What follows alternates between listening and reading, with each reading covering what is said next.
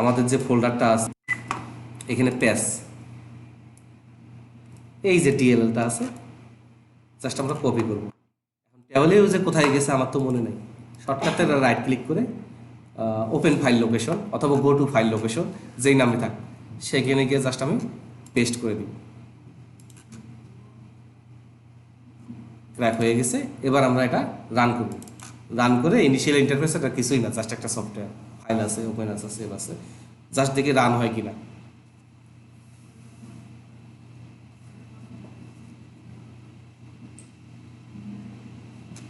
হ্যাঁ, ও trial trial আর দেখাচ্ছে না, রান হয়ে গেছে। তখন আমরা শিওর আমার এটা সেট আপ হয়ে গেছে। Set up okay. আমরা ছোট্ট একটা ডাটা সেট নিই। আজকে আমরা একটা ডাটা সেট নিয়ে কাজ করবো, আর একটাতে যদি যাইতে পারি, হ্যাঁ, আপনাদের ফেস যদি দেখি যে খুশি, হাসি খুশি, টেনশন মুক্ত, তাহলে আর একটা ডাটা সেটও যাবো। Office supply, CSB, XLS, data টেবিলে থাকতে পারে, তাই না? টেবিলে ডাটা দেওয়ার জন্য সিএসবি ফরম্যাটে কমা সেপারেটেড ভ্যালু। আমরা একটু চেহারাটা দেখি। সিএসবি আসলে টেক্সট ফাইল বা ফ্ল্যাট ফাইল, জাস্ট টেক্সট লেখা। তো এখন টেক্সট লিখলে তো আর আমি ডাটা অর্গানাইজ হইতে বুঝতে পারবো না।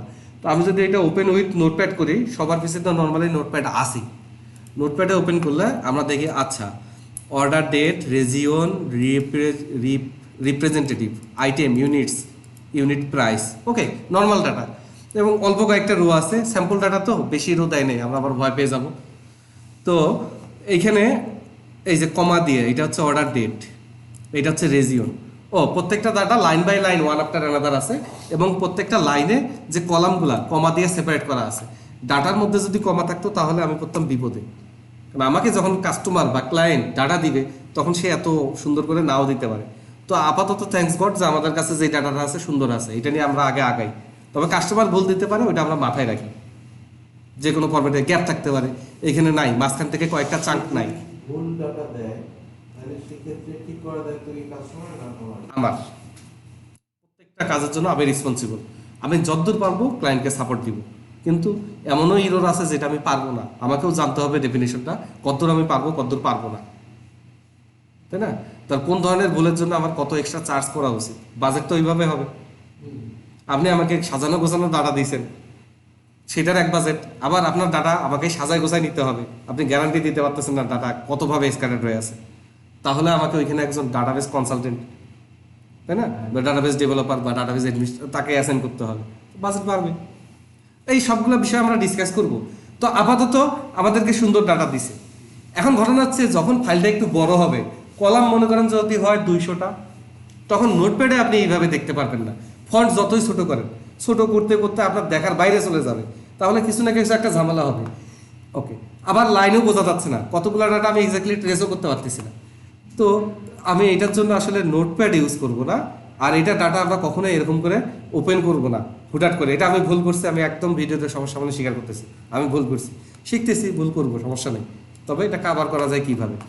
প্রথমত আমরা যেই ডাটা নিয়ে কাজ করব এটা আমরা কপি করব, যে ফরম্যাটে আমাকে দিছে সেখানেই থাক, আমরা জাস্ট ডাটাটা কপি করব। কপি করে আমি আমার ফোল্ডার, তো ওয়ার্ক স্পেস একটা থাকবেই, তাই না? আমার একটা ওয়ার্ক স্পেস আমার থাকবেই, যেখানে খুশি আমি রাখি, যেই নামে খুশি আমি রাখি, আমার মর্জি। এখানে এসে ডাটা সোর্সের জায়গায় ডাটা থাকবে, আমি একটা ফোল্ডার করব, এটার আমি নাম দেবো মাস্টার। এইখানে আমি ডাটাটা নিয়ে আসবো। বলা যায় না এখানে কখন ডাটা করাপ্ট হয়, এখানেও ডাটা করাপ্ট হইতে পারে, ওই সোর্সের জায়গায় থাকবে, আমি ডাটাটা শুধু এখানে মাস্টার হিসেবে নিয়ে আসবো। এই মাস্টারটা আমি কোন ডেটে নিছি, চাইলে আমি ডেটের একটা ফোল্ডার করে নিতে পারি, অথবা এই ফাইলটার নামের শেষে আমি নিতে পারি, অথবা এখানে আমি একটা এক্সট্রা ফাইলের ডিসক্রিপশন রাখতে পারি, যে কোন ফাইলটার কোন ভার্সন কবে আমি কপি করে নিছি, যাতে করে পরবর্তীতে কোনো ঝামেলা হলে সোর্সে কত কোন ডেটে আছে ফাইলের অ্যাট্রিবিউট দেখতে পারি, এখানে ডেট দেখতে পারি, সব ব্যাখ্যায় যেন থাকে। আপনি একটা দুইটা ফাইল খুব মজা মনে রাখবেন, বাট যখন 20, 25, 200, 300 ফাইল হয়ে যাবে আপনি মনে রাখতে পারবেন না। আর অ্যাজ এ ডাটা সায়েন্টিস্ট আপনাকে এক্সাক্ট ইনফরমেশন দিতে হবে, আমতা করার কোনো সুযোগ নাই। ডাটা সায়েন্টিস্ট আর 8-10টা সাধারণ মানুষ হবে না, যারা একটু অ্যাডভান্স চিন্তা করে, যারা একটু অ্যাডভান্স কাজ করে, যারা একটু সেন্সিটিভ, তারাই ডাটা সায়েন্সে আসবে। অন্য কেউ আসলেও টিকতে পারবে না অভ্যাসগত কারণে। তাহলে আমাদের অভ্যাসটা গড়ে উঠতে হবে। তাহলে ওকে, এখন এটা যে আমার মাস্টার ফাইল, আমি এটার জন্য একটা কোনো ট্যাগ ইউজ করব। আপনি চাইলে আগে ইউজ করতে পারেন, কেউ চায় মাস্টারগুলো একসাথে থাক, কেউ চাইছে রিলেটেড ডাটাগুলো একসাথে থাক। এখন আপনার যেভাবে ইচ্ছা, এগুলোর কোনো ফিল্ড ম্যানুয়াল নাই অথবা কোনো আইন নাই। তাহলে আমি আন্ডারস্কোর দিয়ে এমএসটি দিলাম, এটাতে আমি বোঝাচ্ছি এটা আমার মাস্টার ফাইল।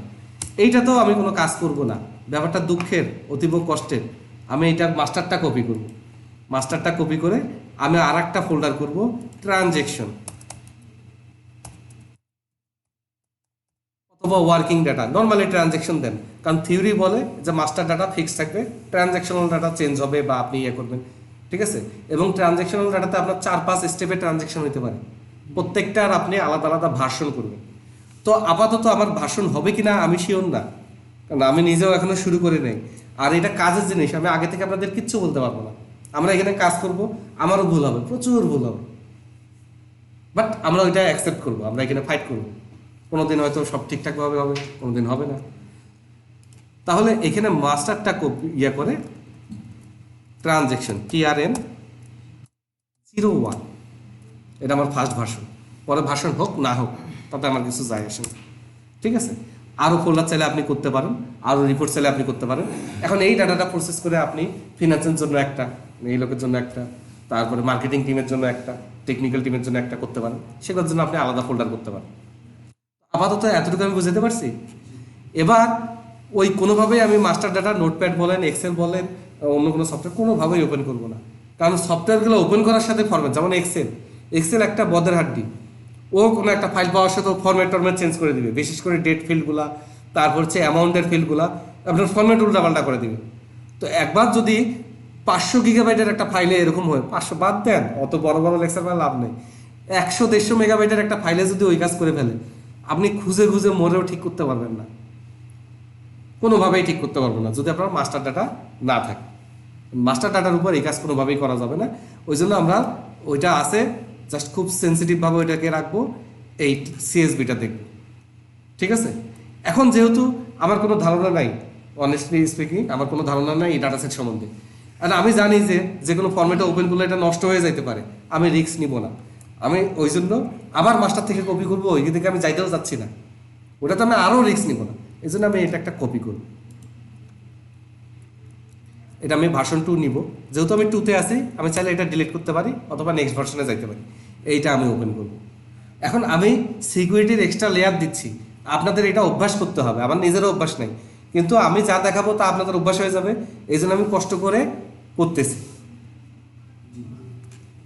তাহলে রাইট ক্লিক করি, আমরা নোটপ্যাড প্লাস প্লাসে ওপেন করব। নোটপ্যাডের চেয়ে নোটপ্যাড প্লাস প্লাসটা ভালো, কেন ভালো? ওপেন হলেই দেখতে পারবেন, আপনি লাইন নাম্বারটা অ্যাটলিস্ট দেখতে পারতেছেন। ওকে, প্লাগ ইন ম্যানেজার ট্যানেজার কিছু দরকার নেই। নোটপ্যাড প্লাস প্লাসে আরও ইমপ্রেসিভ কিছু ফিচার আছে, ফাইন্ড, রিপ্লেস বা এই টাইপের অনেক ভালো ভালো কিছু ইস্যু আছে, আমি সব এখন বলতেও পারতেছি না, হয়তো আমি আপনাদের পরে টুকটাক দেখাই দিব। তো এখানে আমরা দেখতেছি 44 লাইন আছে, 44টা লাইন আছে। এইটা যদি অনেক বেশি লাইন হইতো তাহলে আমরা জাস্ট একটা ড্র্যাগ অ্যান্ড ড্রপ করতাম, অথবা স্কুল বারটা আরও অনেক ছোট হইতো, জাস্ট এটা ধরে আমরা টান দিতাম। তাহলে এই যে ডাটার ফরম্যাটটা আমরা শুরুতেই দেখতেছি একটা ডেট দিয়ে শুরু হচ্ছে, তো আমরা টান দিলে আমাদের চোখের দেখায় একটা ইরর বুঝতে পারতাম যে কোনো এক জায়গায় মনে হয় ক্যারেক্টার বসে গেছে, যদিও এটা সাইন্টিফিক না। বাট সাইন্টিফিক বাদ দেন, এখন পর্যন্ত মানুষের যে কি বলে আবেগের ব্যাপারটা, মানুষের যে বেসিক ইনস্টিংটা, এইটার এখন পর্যন্ত কেউ ধারে কাছেও যাইতে পারেনি, কোনো মেশিনও ধারে কাছে যাইতে পারেনি না। আপনার বিপদ হবে, আপনি কিন্তু বুঝতে পারেন, আপনার কিছু একটা হবে, আপনি বুঝতে পারেন, এটা মেশিন পারবেন না। যাই হোক, এটা সাইন্টিফিক না, তবে একটা চোখের দেখা দেখতে তো অসুবিধা নেই। এখানে আমি কোনো প্রবলেম দেখলাম না। এবার জাস্ট আমি অফিস সাপ্লাই এই সিএসবি ফাইলটা আমি করবো ওপেন উইথ এক্সেল। এখন এখানে আমি একটা আপনাদের গোপন কথা বলে দিই, আমরা এই অভ্যাসটা পরিহার করব ওপেন উইথ। তার বদল আমরা সবাই বিরক্ত হচ্ছেন না? বিরক্ত হলে আমার কি, আমি তাড়াতাড়ি ক্লাস শেষে চলে যাবো বাসায়।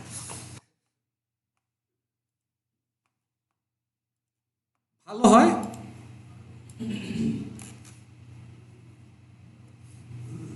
তবে এটাও কুলাবে না, আমরা আরো অ্যাডভান্স ইয়াতে যাব, এটাও আসলে আমাদের ইয়ার কাজ না, আমরা বেসিক্যালি ইম্পোর্ট করব, কিন্তু এখন আমাদের ইম্পোর্ট করার ইস্যু নাই। হ্যাঁ, ইম্পোর্টে যাব না এখন। ওকে, দেখতেছেন হ্যাশ আসছে।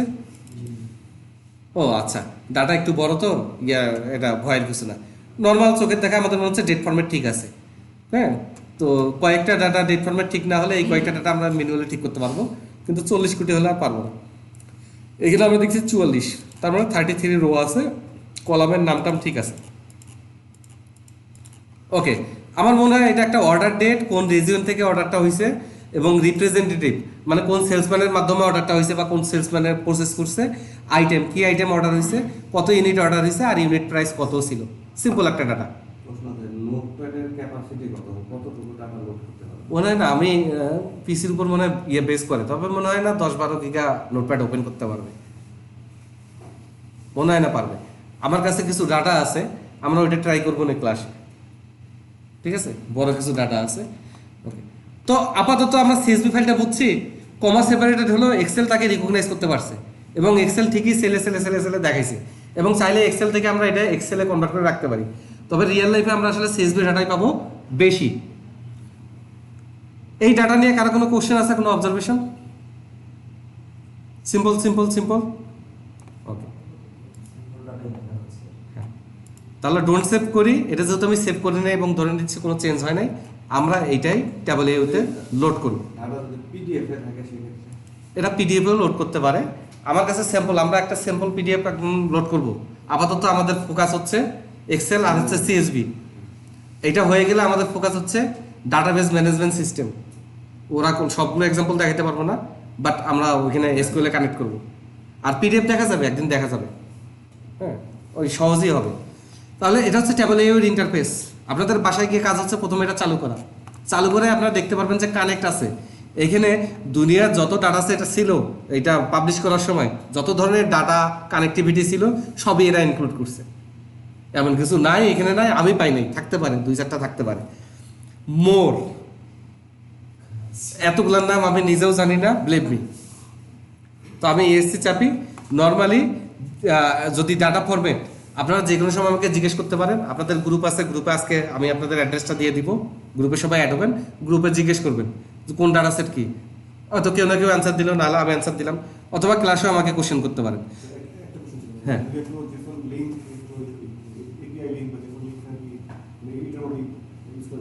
এপিআই ইউজ করা যাবে।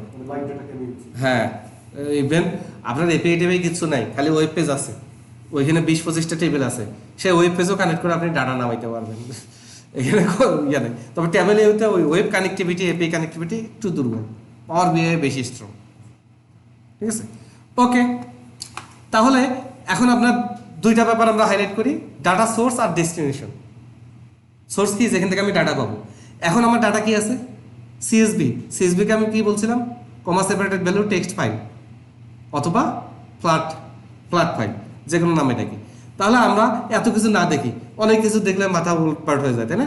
নর্মালি আমার কাছে সিএসবি ফাইল আছে ভাই, আমি টেক্সট ফাইল দেখাই দিই। টেক্সট ফাইল দেখাই দিয়ে আমি জাস্ট আমার ওই ট্রানজ্যাকশন ডাটাটা দিয়ে দিই, কই যে রাখছি মনে নেই।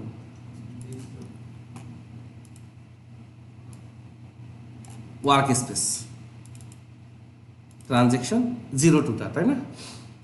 ওকে, সে বুঝে ফেলবে, সে মুহূর্তের মধ্যে লোড করে ফেলবে। এখানে যা দেরি হচ্ছে এটা পিসির সমস্যা, হয়তো অনেক কিছু লোড করা আছে, ও লোড নিতে পারতেছে না। সে বুঝে ফেলে আপনাকে এমন একটা ইন্টারফেস দিবে, এখানে আপনাকে সে দেখাবে যে ডাটা সোর্স কোনটা আপনার কানেক্ট করছেন, জাস্ট এটা। আরও অনেক ডাটা সোর্স এখানে,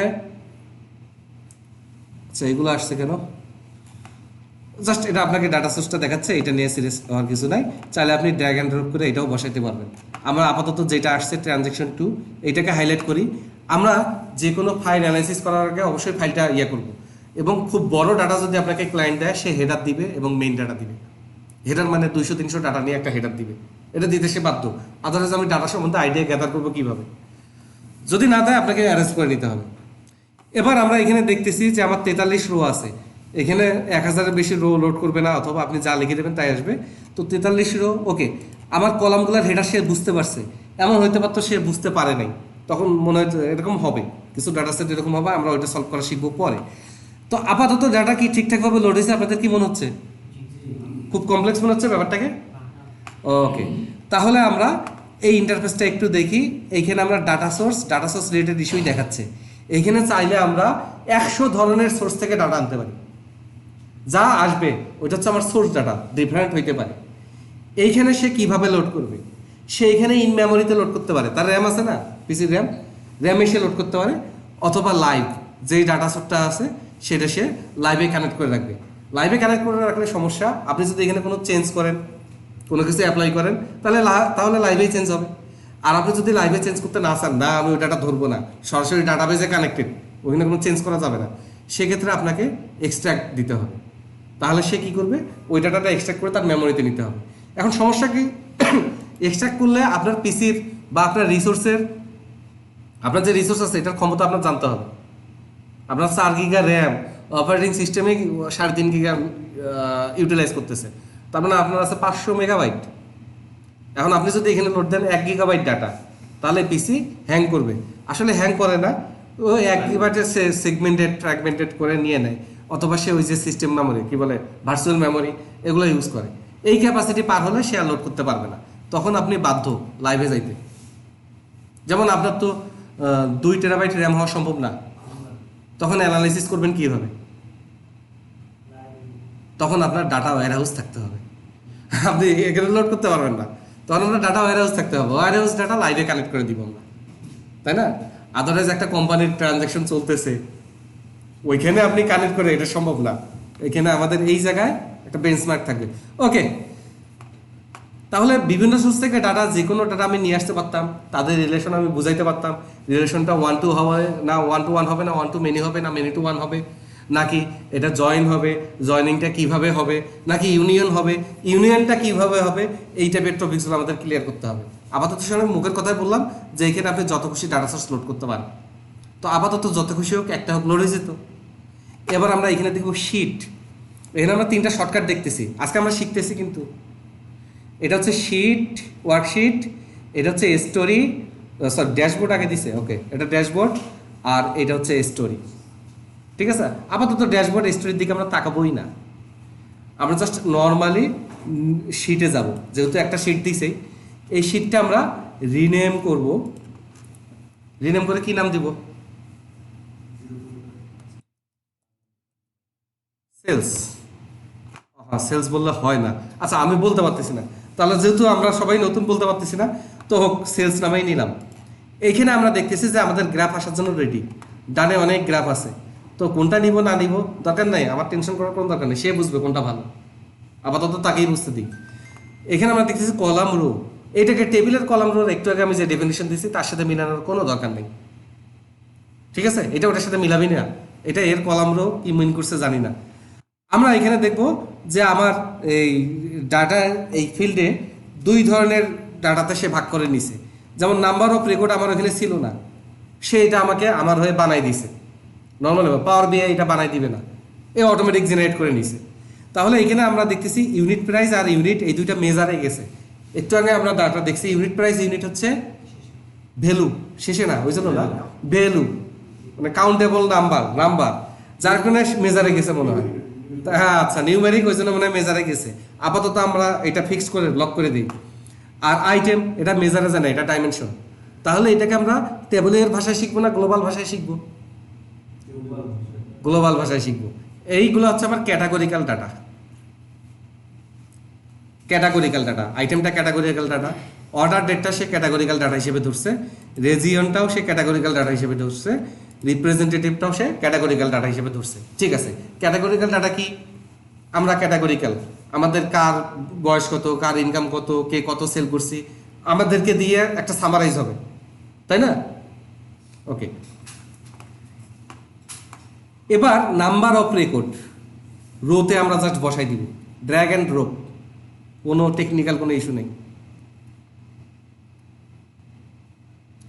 আমি একটা বার চার্ট পাইছি, অটোমেটিক্যালি পাইছি, বাকি যেটা এই ডাটার সঙ্গে যায়, এই ডাটা দিয়ে বাকি যেটা জেনারেট করা যায় সেগুলো অ্যাক্টিভ আছে, বাকিগুলো ডেথ হয়ে আছে।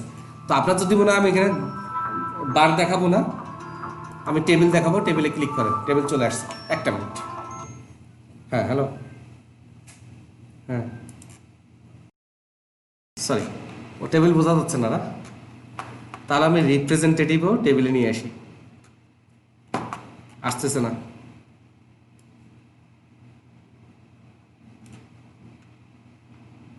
ও ওইটা উঠে গেছে না।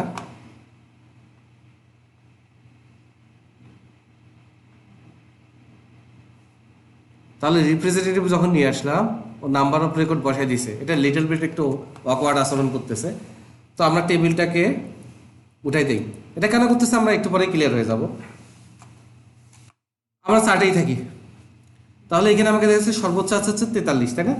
এখানে একটা ব্যাপার আপনার মাথায় ঢুকাবেন, এই যে চারটা আছে ডিজাইন করার জন্য আমার 5টা এলিমেন্ট আছে, 5টা এলিমেন্ট আছে। এখন লেবেল, লেবেল বলতে আমরা কি বুঝাই? কোনো কিছু একটা লেখা থাকবে। এখানে আমরা টুল টিপ পাচ্ছি কিন্তু কোনো লেখা পাচ্ছি না, তাই না? তাহলে আপনি কি লেখা দেখতে চান এখানে? কতজন আছে ততটা, হ্যাঁ নাম্বার। আপাতত আমরা নাম্বার অফ রেকর্ডই বুঝি। তাহলে number of record drag and drop করে লেভেলের উপর দিব, কাহিনী শেষ। তাহলে এখানে 43 আমরা শুরু দেখাই বুঝতে পারতেছি, হ্যাঁ টোটাল রেকর্ড আমার 43, ডাটা যে আছে ওইটা দেখাচ্ছে। রাইট। এইবার আমি দেখবো হচ্ছে রেজিয়ন। খেয়াল করেন, আমরা রিপ্রেজেন্টেটিভে যাচ্ছি না, সাহস পাচ্ছি না, হচ্ছে না। রেজিয়নটাকে জাস্ট ড্র্যাগ অ্যান্ড ড্রপ করে কলামে বসাবো। তাহলে সে অটোমেটিক বুঝে গেছে যে কলাম কোনটা হবে। এবার আমি যদি টেবিল নেই, নিব? কেউ রাজি নেই, একজন রাজি শুধু। এবার বোঝা গেছে, সে অটোমেটিক্যালি আসলে কাউন্ট করে নিছে। আমার সেন্ট্রাল রিজিয়নের 24 জন, ইস্ট রিজিয়নের 13 জন, ওয়েস্ট রিজিয়নের 6 জন। আমি আবার চার্টে যাই বাবা, আরে এটাতে যাই, হ্যাঁ ও এক একটা চার্ট এক এক রকম। তো আপনি যদি ভুল করে ফেলেন, ভুল হইতেই পারে। এখন এই চার্টটা লম্বাটা আমি আর পাচ্ছি না, সেক্ষেত্রে জাস্ট রেজিয়নটা উপরে নেবেন, নাম্বার অফ রেকর্ডটা নিচে দিবেন, এবং উপরে নিচে নেওয়ার সময় গ্রাফটা অন্যরকম হয়ে গেছিল। এই জিনিসগুলো অবজার্ভ করবেন, আপনি বুঝবেন না, সমস্যা কি? আমি বুঝি নাই, বাট আমি দেখলাম তো হ্যাঁ এরকম হয়, এইভাবে অভ্যাসটা করতে হবে। ভাই খারাপ লাগতেছে? খুবই সুন্দর ক্লাস। না ও কয়েকজন খুব বিরক্ত, আমি ভয় পাচ্ছি, আমি সবসময় নার্ভাস থাকি তো। হ্যাঁ আবশ্যক ভাই, আমরা শিখবো না, আমার দরকার নেই শেখার, আমরা মজার একটা সময় কাটাবো। ভাই ব্রাদার মানুষ সবাই কষ্ট করতেছি, এত সিরিয়াস হওয়ার কিছু নাই। কারণ মন খারাপ দেখলে আমি আর পারি না, আমি নার্ভাস হয়ে যাই, আমার গলা দিয়ে কথা বের হয় না। এটা একটু সতর্ক থাকবেন, যা নার্ভাস হওয়া চলবে না। এই যে সব নষ্ট হয়ে গেছে, আবার নাম্বার অফ রেকর্ডটা আমরা লেভেলে দিয়ে দিই। এইবার আমরা খুব ইজি, আমরা দেখতে পাচ্ছি সেন্ট্রালে 24 জন, ইস্টে 13 জন, আর ওয়েস্টে 6 জন, এবং বারের সাইজ দেখেও আমরা বুঝতে পারতেছি কম্পারিজনটা খুব সুন্দর হয়ে যাচ্ছে, তাই না? ওকে, এখন এই রিপোর্ট ব্যাক ডেটেড। ওকে, আমরা আর একটা নতুন শিট নেই, এই যে প্লাসে ক্লিক করি, ঠিক আছে? এই শিটের আমি কাউকে বলেন না, আমি এটার নাম দিয়ে হচ্ছে ম্যাপ। তাহলে আমি রিজিয়নটা ড্র্যাগ অ্যান্ড ড্রপ করে বসাই দিই। ওহ রে, ও তো ম্যাপ বুঝলো না, কিন্তু আমার জানা মতো ট্যাবলে অনেক স্মার্ট একটা সফটওয়্যার, বুঝে যাওয়ার কথা। সেক্ষেত্রে আমাদের ছোট্ট একটা কাজ করতে হবে। রিজিয়নটাতে এসে এই অ্যারো কিটাতে ক্লিক করে আমরা এটাকে করব কি, geographical role country region, country slash region দিব। ওকে, গ্লোব সাইন চলে আসছে। তার মানে এর বাম পাশে কি সাইন আছে, এটা ইম্পর্টেন্ট। আপনি খেয়াল করবেন যে টেক্সটের পাশে কি আসে, ডেটের পাশে কি আসে। কারণ যখন আপনি সিরিয়াসলি প্রফেশনাল হয়ে যাবেন, তখন আপনার এত কিছু পড়ার টাইম নেই, ডাটা দেখার টাইম নেই, আপনি দেখবেন আইকন আর ঠুস ঠুস করে কাজ হবে। এবার আমি রেজেন্টের ড্র্যাগ অ্যান্ড ড্রপ করি। এই টেবল এর ভিতরে বলেন, পাওয়ার বি এর ভিতর বলেন, ম্যাপের এপিআই ডিএলএল সব দেওয়া আছে, কানেক্টিভিটি সব দেওয়া আছে। আপনি দিয়েছেন, ওর কাজ শুধু ম্যাপটা লোড করে নেবে ওই এপিআই দিয়ে। একটু সময় নিবে, একটু সময় নিবে। হয়েছে কি, অটোমেটিক্যালি সে লংটিটিউড ল্যাটিটিউড বের করছে। ওকে স্যার ওইটা একটু আবার বলেন, কোনটা বলতেছে আর কোনটা বলা হয়েছে। আবার বলবো তো, সমস্যা নাই। আমি তো বলছি ওটা নিয়ে টেনশন করার দরকারই নাই। যেটা খুশি রোতে ছেড়ে দিবেন, যেটা খুশি কলামে ছেড়ে দিবেন। গ্রাফ আসবে আপনার মন মতো হয় না, উল্টাবেন। এখানে তো আর টাকা লাগতেছে না, তাই না? এটা আমি আপনাদের মুখস্থ করাবো না, বা চাইলেও পারবো না। আগে ম্যাপটা দেখি, আসে নাই তো। এখানে কি ইন্টারনেট আছে তো? আচ্ছা,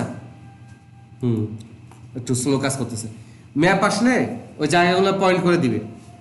আপনার কাজ হবে শুধু নাম্বার অফ রেকর্ডটা কালারে দেওয়া। নাম্বার অফ রেকর্ডটা কালারে দিলে ম্যাপের ওই জায়গাগুলো কালার হয়ে যাবে। এখানে কোনো একটা প্রবলেম হয়েছে,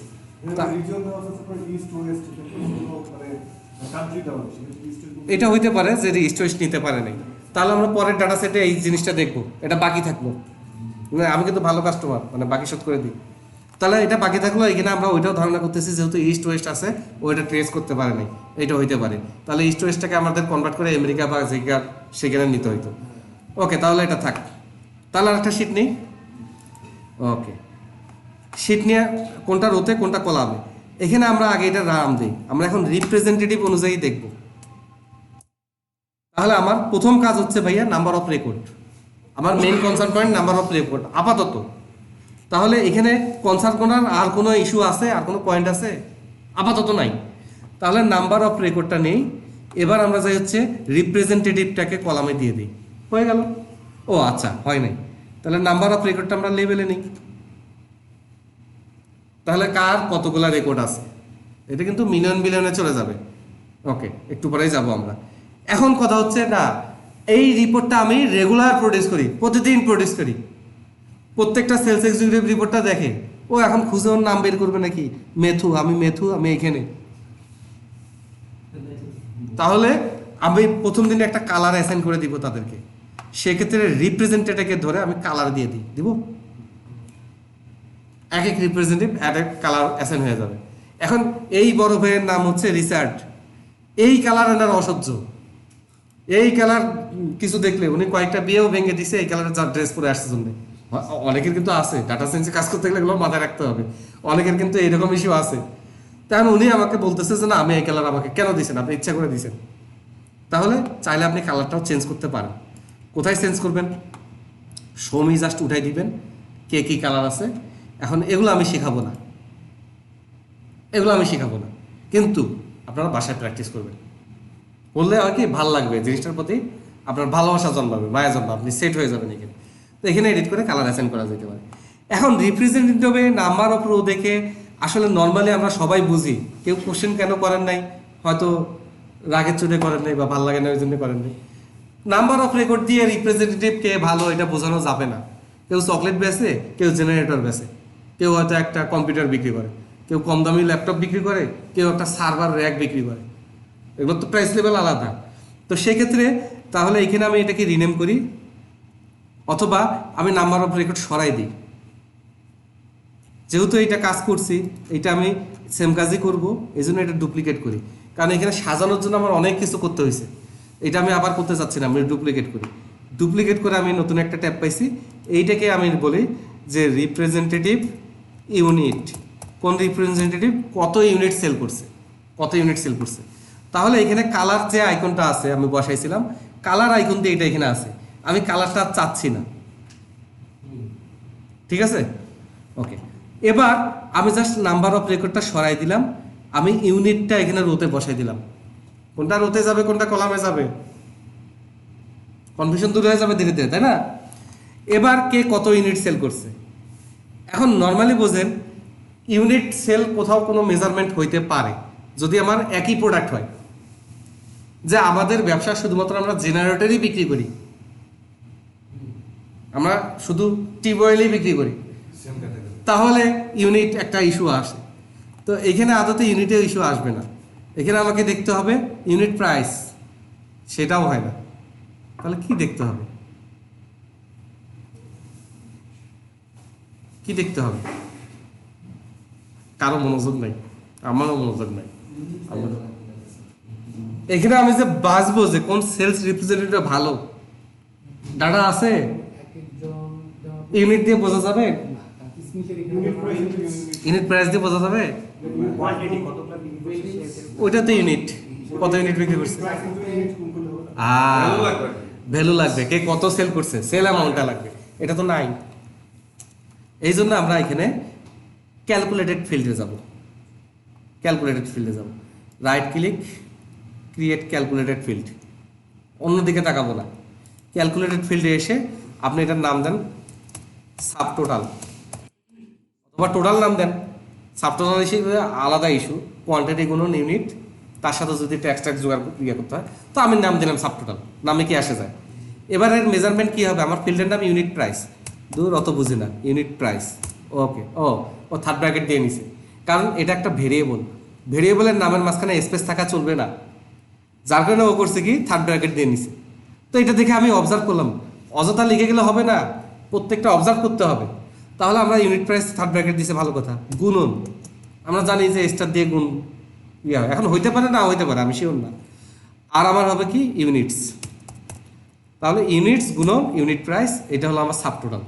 এটা হচ্ছে ক্যালকুলেটেড ফিল্ড, ডাটাবেজে ছিল না, আমি অ্যাপ্লাই করি, ওকে করে বের হয়ে আসি, তাই না? এবার আমি সাম অফ ইউনিট বাদ দিয়ে আমরা সাম অফ সাব টোটাল এটা দিয়ে দিই, অটোমেটিকলি সে বুঝে গেছে সাম। অনেক সময় সাম নাও লাগতে পারে, কি লাগে সেটা আপনাকে মেজারে এসে বলে দিতে হবে। সবই আছে, ক্যালকুলেশনের যত ইস্যু আছে সবই এখানে আছে। আমরা ধীরে ধীরে ধীরে ধীরে ওগুলো এক্সপ্রেস করবো, একসাথে সব জিনিস মাথায় ঢুকবে না, ঝামেলা হয়ে যাবে। এইটুক পর্যন্ত কারো কোনো সমস্যা হয়েছে? এবার আমরা লেভেলটা সরাই দিই, টি দিয়ে লেভেলটা আছে, তাই না? লেভেলটা সরাই দিই, আমার আসলে আসবে সাব টোটালের সাম, এটা আমি লেভেলে দিয়ে দিই। এইবার আমি বুঝতে পারতেছি যে কোন কোন সেলসম্যানের কত কত সেল। এখন এটা নাম অনুযায়ী মনে হয় অর্ডারিং হয়ে আসছে, তাই না? তো গ্রাফের সৌন্দর্য এইটাই। তারপরেও আপনার যদি মনে হয় যে না, এটা অর্ডারিং রিঅর্ডারিং করার দরকার, এইখানে কোথাও না কোথাও কোনো একটা আইকন পাবেন, হ্যাঁ, এই যে আছে, আপনি অ্যারেঞ্জ করতে পারবেন, ঠিক আছে? অ্যাসেন্ডিং ডিসেন্ডিং অ্যারেঞ্জ করতে পারবেন। এখন অনেকে বলে যে এই কাজটা তো আমি এক্সেলে পারতাম। হ্যাঁ পারতেন, প্রোগ্রাম করে পারতাম, হ্যাঁ পারতেন, ভিবিএতে পারা যায়, কেউ অস্বীকার করতেছে না, কিন্তু চিন্তা করে দেখেন, 40,000 কোটি ডাটা আপনি ড্র্যাগ অ্যান্ড ড্রপ করে মুহূর্তের মধ্যে আপনি অ্যানালাইসিস করে ফেলতেছেন, আপনি ডাটাটা সারটা বের করে ফেলতেছেন। এইটা ওইগুলো প্ল্যাটফর্মে সম্ভব না। কারণ এখন কখন আপনি 2 লাখ টাকা স্যালারি পাবেন? যখন আপনি মাসে 2 লাখ টাকার কাজ করতে পারবেন। মাসে 2 লাখ টাকার কাজ আপনি কখন করতে পারবেন? যখন আপনি অনেক বেশি এক্সপিরিয়েন্স, অনেক বেশি অ্যাকুরেট এবং অনেক বেশি ফাস্ট হবেন, তাই না? ব্যাপারটা একই কোম্পানিতে একই কাজ করে, সি শার্পেই কাজ করে, দুইজনের সেমই জানে, একজনের স্যালারি 20,000 আর একজনের স্যালারি 1.5 লাখ। পার্থক্য কি? যার স্যালারি 1.5 লাখ ও একাই 6-7 জনের কোড করতে পারে, ওর কাছে লাইব্রেরি আছে, কোড সাজানো আছে, হ্যাঁ। একে একটা সফটওয়্যার দিলে 6 মাস লাগে, ওই সফটওয়্যার 2 সপ্তাহে উঠাইতে পারে, আরও কম 1 সপ্তাহে উঠাইতে পারে। এরকম ডিস্টিংগুইশেবল একটা পার্থক্য হয়। এই পার্থক্যের কারণে স্যালারি ডিফারেন্সটা হয়। এখন যে 20,000 স্যালারি পাচ্ছে, ও যদি ধীরে ধীরে ফাস্ট হয়, ধীরে ধীরে অ্যাকুরেট হয়, ওর লাইব্রেরিগুলো যদি অর্গানাইজ করে গোছায় রাখে এবং পরবর্তীতে গ্যারান্টি দিতে পারে যে সফটওয়্যারটা আমি 6 মাসে বানাইছিলাম সেটা এখন 1 সপ্তাহে বানাইতে পারি, তাহলে 6 মাস ধরে সে 6-20 সঙ্গে 1,20,000 পাইতো, মানে 1 সপ্তাহে তাকে 1.5 লাখ দেওয়াই যেতে পারে, কারণ তার তো প্রোডাকশন বাড়ছে, প্রোডাক্টিভিটি বাড়ছে। ঠিক এই কারণে এই টুলগুলো ইম্পর্টেন্ট। আচ্ছা, এখানে আর কি করা যেতে পারে ভাইয়া? এখানে আমরা রিপ্রেজেন্টেটিভ আছে আমার কলামে, আমরা জাস্ট রেজিওনটাকে আবার কনভার্ট করে ফেলি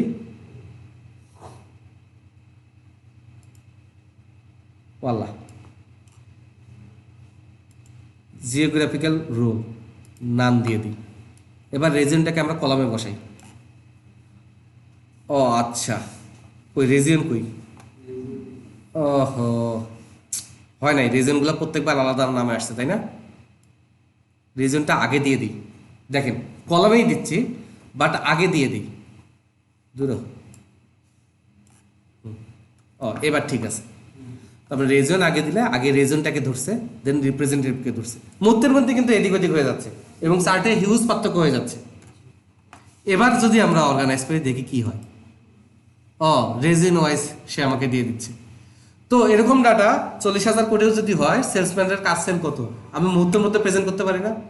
এবং এটা যদি আমি ড্যাশবোর্ডে দিয়ে দিই, তাহলে এখানে আমার আর কাজ করাও লাগতেছে না।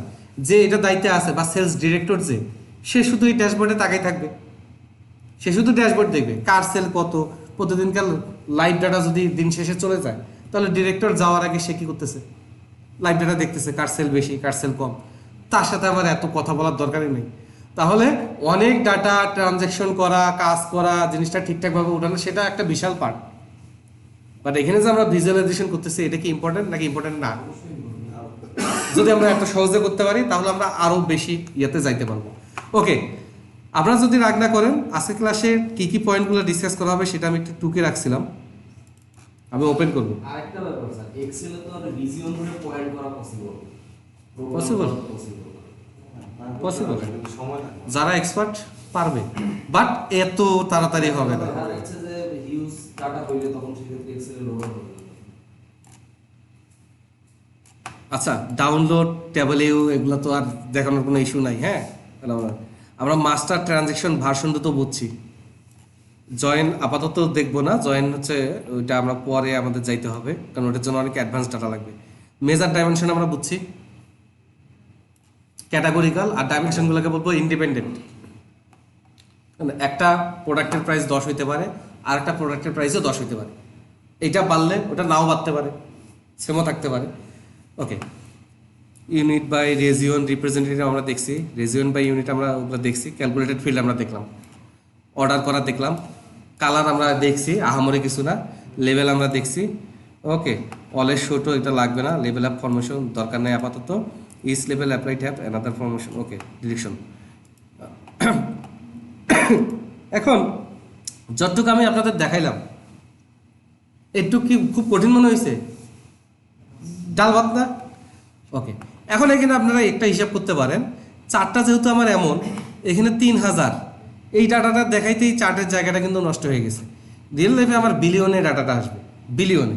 তো এটা যেহেতু আমি লেভেল দিয়ে দেখাইছি, আমি এখানে খেয়াল করবো লেভেলটা কই। তো লেভেলে যদি আমরা অ্যারোতে ক্লিক করি, আমরা এখানে ফরম্যাট দেখতে পারবো। ফরম্যাটে একটা সমস্যা আছে, এটা বামে আসবে। তো ফরম্যাটে বামে আসুক, সেটা নিয়ে সমস্যা নেই। আপনারা দেখবেন প্যান আর অ্যাক্সিস, অ্যাক্সিসটা হচ্ছে এই যে উপরে আর নিচে, এই যে ডাইনে বারগুলা, আপনি খেয়াল রাখবেন যে অ্যাক্সিসে আছেন কিনা। অ্যাক্সিসে কিছু করার দরকার নেই, অ্যাক্সিসে চেঞ্জ করলে এই লেখাগুলা বড় ছোট হবে। আপনি সবসময় খেয়াল করবেন যাতে প্যানে থাকে, অ্যাক্সিডেন্টলি যাতে অ্যাক্সিসে না থাকে। গেল, এবার আসি এই লেভেলের নাম্বার ফরম্যাটটা কি হবে। নাম্বার ফরম্যাটটা কি হবে, আমরা যাই হচ্ছে নাম্বার কাস্টম। ওকে, আমরা কোনো ডেসিমেল প্লেস রাখবো না, কোনো ডেসিমেল প্লেস রাখবো না। ওকে, তাহলে মানে ওখানে বিলিয়ন বিলিয়ন ডলার হিসাব হচ্ছে, ওখানে কয় পয়সা রাখার তো আমার দরকার নাই, কয় পয়সা না, আরও কিছু রাখার দরকার নাই। সেক্ষেত্রে ডিসপ্লে ইউনিট আমরা 1000 বলতে পারি, তাহলে 3000 পুরোটা না আসে, 3K আসছে। যখন আমরা বিলিয়নে যাব তখন আমরা ডিসপ্লে ইউনিট দেখাবো মিলিয়ন, যে কত মিলিয়ন, তাই না? তাহলে এখান থেকে সবই সিলেক্ট করা যাবে। বাসায় এগুলো একবার প্র্যাকটিস করে নেবেন, এই জিনিসগুলো হাতে আসা খুব জরুরি, কারণ এগুলো তো বারবার ডিসকাস করা হবে না। ওকে, বিলিয়ন জিরো হয়ে গেছে, এই ডাটার বিলিয়নে কোনো ভ্যালুই নেই। তারপরে আমরা আর কি কি করতে পারি, এটা আপনারা এইখানে জাস্ট চেঞ্জ করবেন, দেখবেন এগুলো আপনাদের ইয়েতে চলে আসা লাগবে। এগুলো শেখায় আমি সময় নষ্ট করতে চাচ্ছি না। তাহলে এখানে মোটামুটি সিম্পল একটা ডাটা আমরা বুঝতে পারলাম, কার সেল বেশি, কোন রিজিয়নে কার সেল বেশি, সেটাও বুঝতে পারলাম। আপনাদের যদি আর কিছু মাথায় আসে একটু চিন্তা করেন, 2-4 মিনিট, 2-4 মিনিট চিন্তা করেন, কিছু যদি বলার থেকে বলেন, নাহলে আমি আরেকটা ডাটা সেটে যাবো, আমরা আর একটু সিরিয়াস মোডে যাবো। কেউ পছন্দ করে না, কেউ কথা বলবে না মনে হচ্ছে।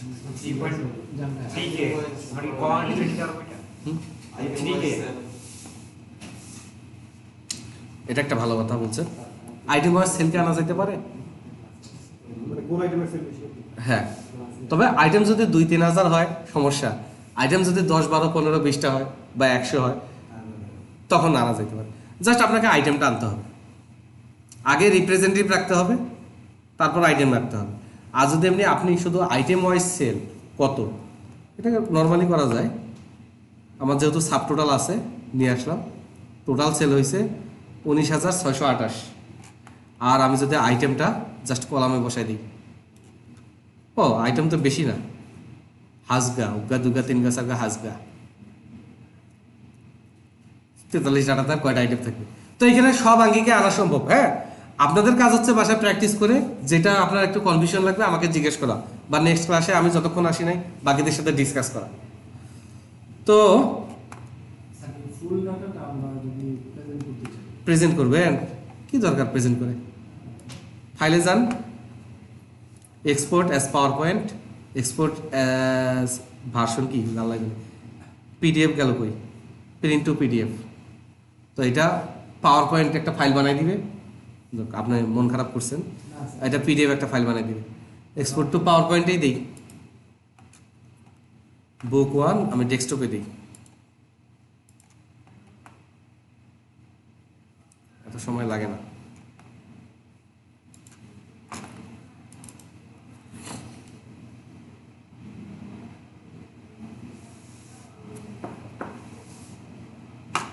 ওই যে কটা শিট আমি বানাইছি নামে নামে চলে আসছে, যেমন সেল নাম দিছিলাম, এটা হয় নাই, এটা রিপ নাম দিছিলাম, এটা রিপ্রেজেন্ট ইউনিট দিছিলাম নাম, এই এখানটাকে এডিট করা যাবে। ছবি আকারে দিছে, ছবি আকারে দিয়েছে, এখানে আর এডিট করতে হবে, এটা শুধু প্রেজেন্ট করতে হবে। এডিট করতে গেলে ডাটা সেটে এডিট করতে হবে, পিডিএফেও নিতে পারবেন। হ্যাঁ,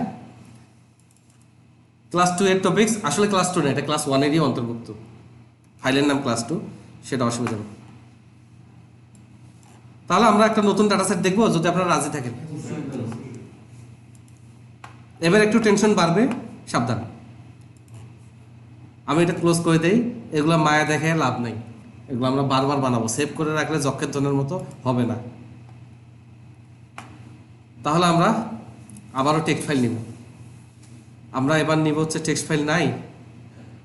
আচ্ছা, একটু ভুল হয়ে গেছে, আপনারাও আমাকে ঠিকঠাক করে দেন না। আমরা সিএসভি নিব না এক্সেল নিব?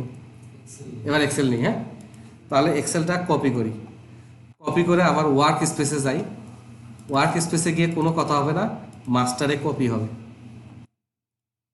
তারপর ট্রানজ্যাকশনে গিয়ে আমরা মাস্টারের একটা কপি নিব, কপি নিয়ে এটা আমরা প্রথমে ভার্সন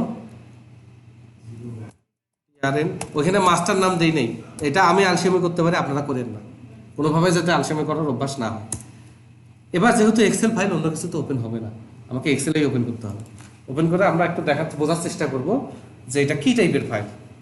ক্লায়েন্ট তো আমাকে বলছেই যে তার হচ্ছে দেখা যায়, এটা নিয়ে আমরা আরো 2-1 দিন ডিসকাস করছি, বাট আজকের ডিসকাশনটা অ্যানাদার ডাইমেনশনে হবে। রো নাম্বার, আচ্ছা এক্সট্রা রো নাম্বার দিয়ে দিছে সিরিয়াল করে,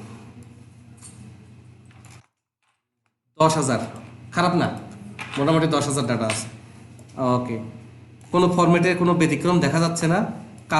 কাস্টমার আইডি মনে হয়, হ্যাঁ, সারনেম, ক্রেডিট স্কোর, বুঝতেছি না কি, জিওগ্রাফি, হ্যাঁ এবার আছে ফ্রান্স স্পেন, এবার ফ্রান্স স্পেন ওই ফরম্যাটে আছে, ইস্ট ওয়েস্ট না। জেন্ডার, বয়স, টেনার কি ব্যাংকিং সিস্টেমে, মেয়াদ, ওকে।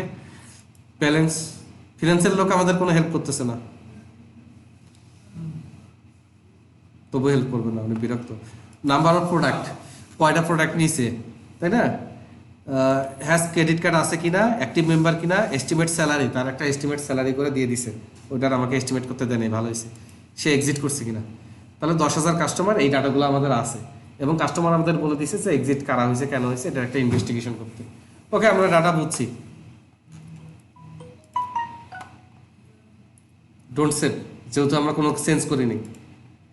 এবার আমরা টেবিলে উঠতে যাই, এবার Microsoft Excel, charm modeling, transaction, সেইটাই আনছে, কারণ হচ্ছে এখানে এক্সেল ওয়ার্কবুক দেওয়া, ওই জন্য একটা ফাইলে পাইছে, এটাই দেখাইছে।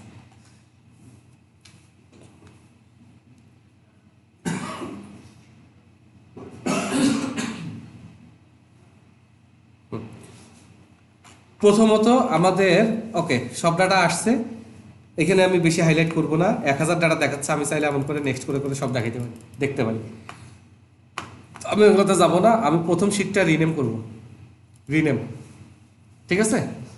আমি এখানে যেহেতু আমাকে বলে দেওয়া হয়েছে এক্সিট, আমি তো একদম মাছ সমুদ্রে পড়ি না, আমাকে বলে দেওয়া হয়েছে এক্সিট, তাহলে এখানে আমি এটার নাম বলবো হচ্ছে টোটাল এক্সিট, আমাকে আগে টোটাল এক্সিট দেখতে হবে।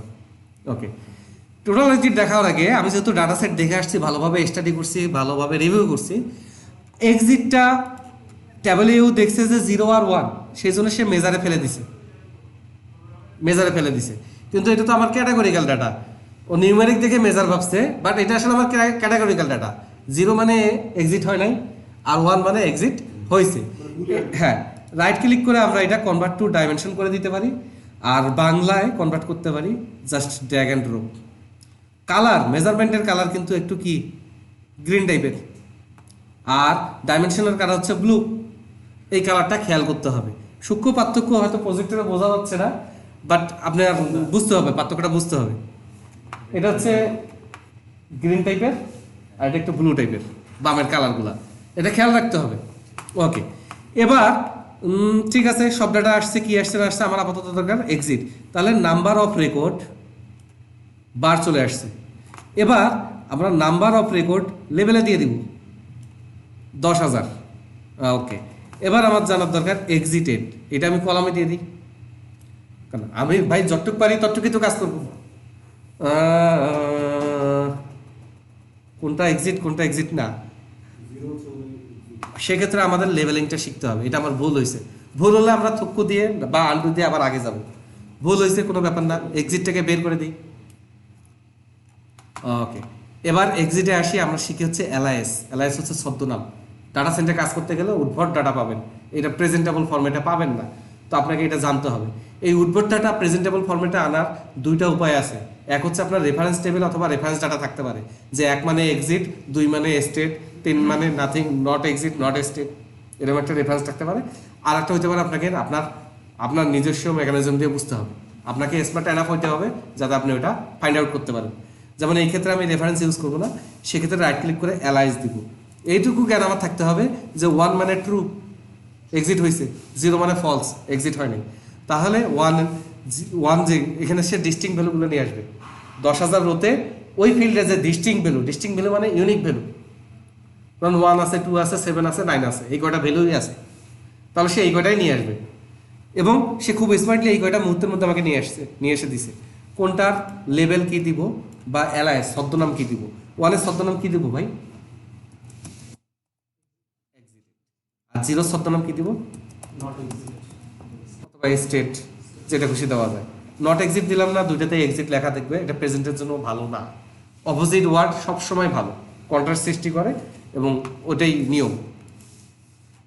ওকে, কাউকে বলেন না, আমি আবার ড্র্যাগ অ্যান্ড ড্রপ করি। আচ্ছা, আমি এখন একটা ক্রিস্টাল ক্লিয়ার ভিউ পাইলাম মুহূর্তের মধ্যে, যে আমার স্টে করছে এতজন, এক্সিট করছে এতজন। আরও ক্রিস্টাল ক্লিয়ার ভিউ পাইতে গেলে আমি এক্সিটটাকে কালার বসাই দিই, যেটা এক্সিটেড মানে ও বুঝে গেছে, যেটা ট্রু ভ্যালু ওই বুঝে গেছে, ও সবসময় টেপের কালার আনে। তারপর যদি উল্টাপাল্টা করে, আমার তো এডিট করার অপশন আছেই ভাইয়া। এখন এটা থেকে আমি ফার্দার অ্যানালাইসিস করতে পারবো না। আমার এখন জানা থাকলো হ্যাঁ এতজন এক্সিট হয়েছে, এতজন এক্সিট। তাহলে এইখানে আমরা কপি করব, বা আমি নতুন একটা ট্যাব নিব, প্রথম কপি অত না করি। এটাকে আমরা বলি যে রেফারেন্স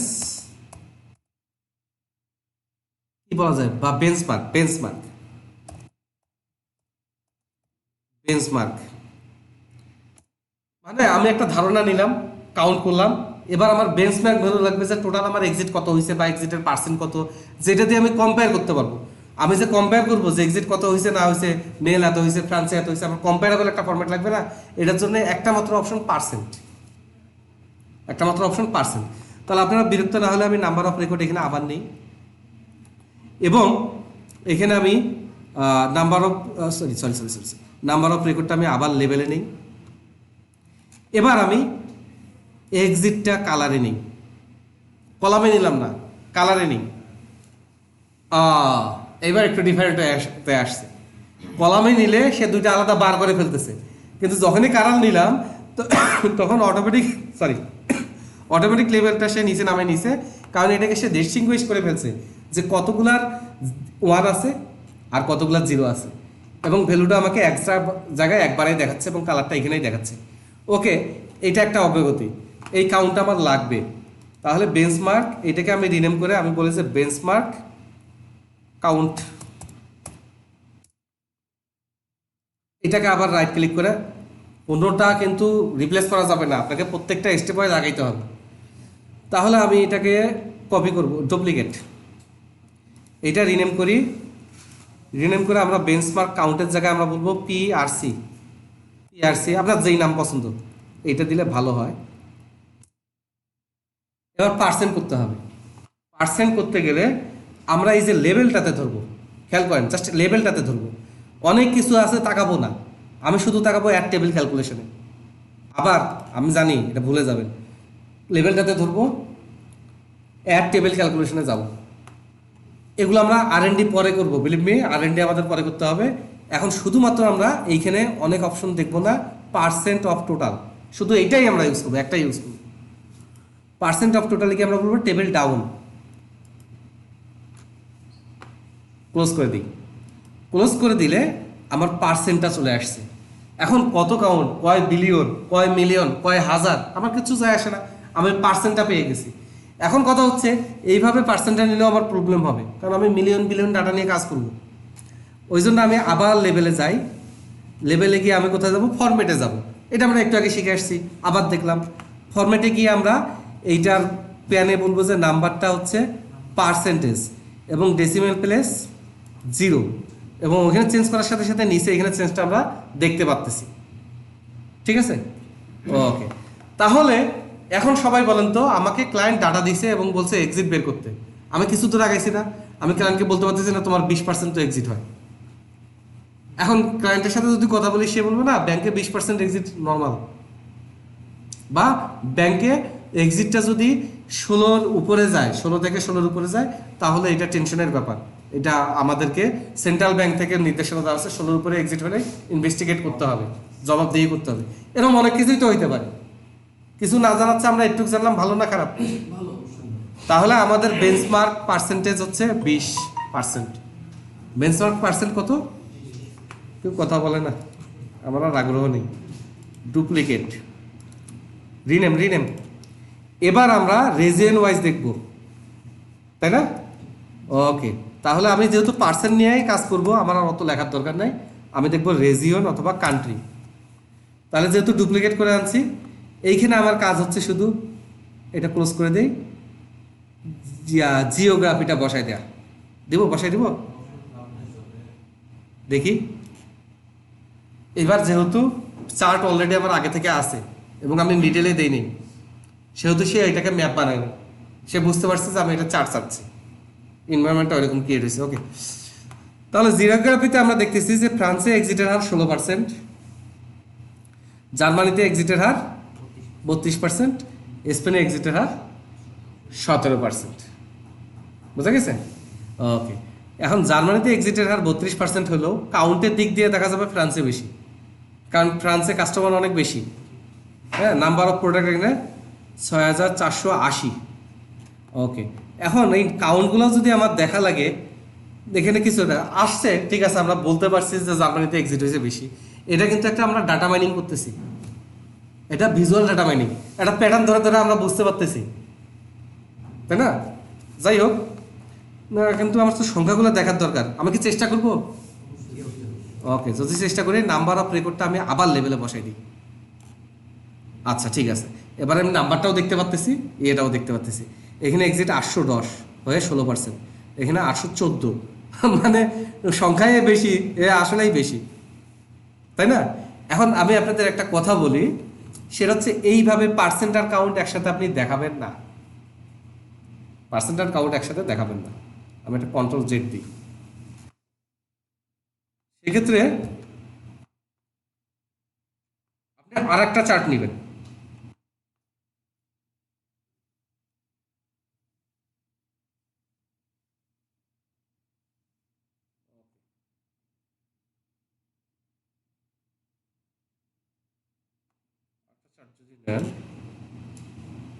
আমি নিজেই ভুলে গেছি। দুইটাতে আলাদা আলাদা করে আপনি লেবেলিং করতে পারবেন। এই যে দুইটাতে আলাদা আলাদা করে লেবেলিং করতে পারবেন, একটাতে কাউন্ট করবেন, একটাতে পার্সেন্ট করবেন। কোনো সময় একটা সাইডে মাল্টিপল ডাটা আনবেন না, দুইটা আলাদা সার্ট করবেন, একটাতে কাউন্ট থাকবে আর একটাতে পার্সেন্টেজ থাকবে। কারণ হয় কি, একটা ডাটা হয়তো মোটে 5টা, ওখানে এক্সিট 100%, ওটা তো আপনি নেবেন না, তো কাউন্ট না দেখলে ওটা বোঝাও যাবে না। যাই হোক, আমি কন্ট্রোল জেড চাপি, এটা শুধু আমি আপনাদের দেখাইলাম। এবার আমরা রেজিওনটাই কপি করি, ডুপ্লিকেট করে এবার আমরা এটা রিনেম করি। এবার আমরা এটার নাম দেই গন্ডার, জিওগ্রাফিটাকে এখান থেকে বের করে দেই এবং জেন্ডারটাকে আমরা এখানে নিই। তো এখানেও আমার চোখে পড়ার মতো, ঠিক আছে, ওইখানে রেজিওনটাতে আমার হচ্ছে জার্মানি চোখে পড়ার মতো, জেন্ডারে এসে আমরা দেখলাম যে ফিমেল চোখে পড়ার মতো, এক্সিটের 25%। ওকে, এবার আবার এটা আমরা ডুপ্লিকেট করি, এবার আমরা দেই হচ্ছে রিনেম করে কার্ড। তাহলে হ্যাজ ক্রেডিট কার্ড, ওহো, এটাও সে ভুল করে, এটাও যেহেতু 01 আছে, এটাও সে ভুল করে এখানে নিয়ে গেছে, অসুবিধা নেই, আমি এটাকে ড্র্যাগ অ্যান্ড ড্রপ করে এখানে বসাই এবং এটাকেও আমার অ্যালাইজ করতে হবে। অ্যালাইজ করে 0 মানে তার ক্রেডিট কার্ড নাই, তাহলে এটাকে আমরা বলবো যে নো, হ্যাঁ, ওকে, থ্যাংক ইউ। আমি খুঁজে পাচ্ছিলাম না কি দিব। ইয়েস, যেহেতু হ্যাশ ক্রেডিট কার্ড বলাই আছে, রিপোর্টের নাম কার্ড বলাই আছে, নো আর ইয়েস দিয়ে এখানে শুধু আমরা জেন্ডারটাকে সরাই দিয়ে হ্যাশ ক্রেডিট কার্ডকে বসাই দিব। আমি বসাইতে পারি নাই। ওকে, 20-21 আমার এখানে থাকবে, আমি এটা আবার ডিলিট করবো না, কারণ এখন অ্যানালাইসিস করে পরবর্তী ভুলে যাব, তাই না? তাহলে এখানে কিছু যায় আসে না। তার মানে আমরা একটা সিদ্ধান্ত সলিড, ক্রেডিট কার্ড থাকা না থাকার উপরে কোনোভাবেই এক্সিট হয়েছে কি না হয়েছে সেটা নির্ভর করে না, অথবা এটা বাদ। স্যার 20-21টা কাদের স্যার? নো, যাদের ক্রেডিট কার্ড নাই তারা 21% বের হয়ে গেছে। যদি এটা চাই জেন্ডারের মাধ্যমে বিশ্বাসই করলো না লোকটা। যারা ফিমেল 25% বের হয়ে গেছে, আর যারা মেল 16% বের হয়ে গেছে। এখন পর্যন্ত আমরা দুইটা জায়গায় সমস্যা পাইছি, সবাই এগ্রি? আল্লাহ, কেউ এগ্রি না। দুইটা জায়গায় আমরা এক্সিটে সমস্যা পাইছি। একটা হচ্ছে কান্ট্রি ওয়াইজ, মনে হয় ফ্রান্সে বেশি যায়, আর জেন্ডার ওয়াইজ ফিমেলে বেশি যায়, জার্মানি। স্যার এখানে যদি কার্ডটা নিয়ে আসি তাহলে কি দেখা যাবে স্যার? ওই যে কার্ড তো এখানে নিয়ে আসছি বাপ, যদি ওইটার মধ্যে নিই জেন্ডারের মধ্যে তাহলে একটা না মিলবে না, এটা জগা কিছু হয়ে যাবে। দুইটা আলাদা চার্ট আসবে বা আলাদা এই যে ও ঠিক আছে, আপনার কনসেপ্ট ঠিক আছে। আমার যদি আরো ফার্দার আমি না বুঝতাম যে ফিমেলদের মধ্যে কার্ডালা কতজন গেছে, কার্ড ছাড়া কতজন গেছে, মেলদের মধ্যে কার্ডালা কতজন গেছে, কার্ড ছাড়া কতজন গেছে, তো ওইখানে আমরা সিগনিফিকেন্ট ডিফারেন্স পাচ্ছি না, যেহেতু আমরা টোটালি পাই নাই। যদি টোটালি পাইতাম তখন আবার এটা করতাম। তো এইখানে কিন্তু আমার বুদ্ধিতেও কাজ হবে না, মাল্টি ডাইমেনশন আপনাকে চিন্তা করতে হবে। এখানে আরো অ্যানালাইসিস করার অনেক কিছু আছে। তো অত কঠিনে গেলাম না অলরেডি ভাই, বিরক্ত। না ভাই, ওকে, কাটে নাই, হ্যাঁ কাটে নাই। আর কিসে চেক করবো ভাইয়া? সবই চেক করতে হবে। আপনারা যদি বিরক্ত না হন, মেম্বার, আমি এখন দেখবো যে মেম্বারদের মধ্যে এক্সিট হওয়ার হার কত। এটা আমরা শিখতেছি, কিন্তু যদি একই প্যাটার্নই হয়ে যাচ্ছে তাহলে অ্যাক্টিভ মেম্বার গেল কই? is active member। Is active member, thank you. বাইর করে দিই ইজ অ্যাক্টিভ মেম্বার, ওই 0, 27, 14 খেয়াল করছেন? 27, 14 এটা মানি না, মানবো না। আচ্ছা আচ্ছা থাক, এই অবস্থায় ইজ অ্যাক্টিভ মেম্বারের আমরা অ্যালাইজ করি করে। 0 মানে হচ্ছে অ্যাক্টিভ মেম্বার না, তাই না?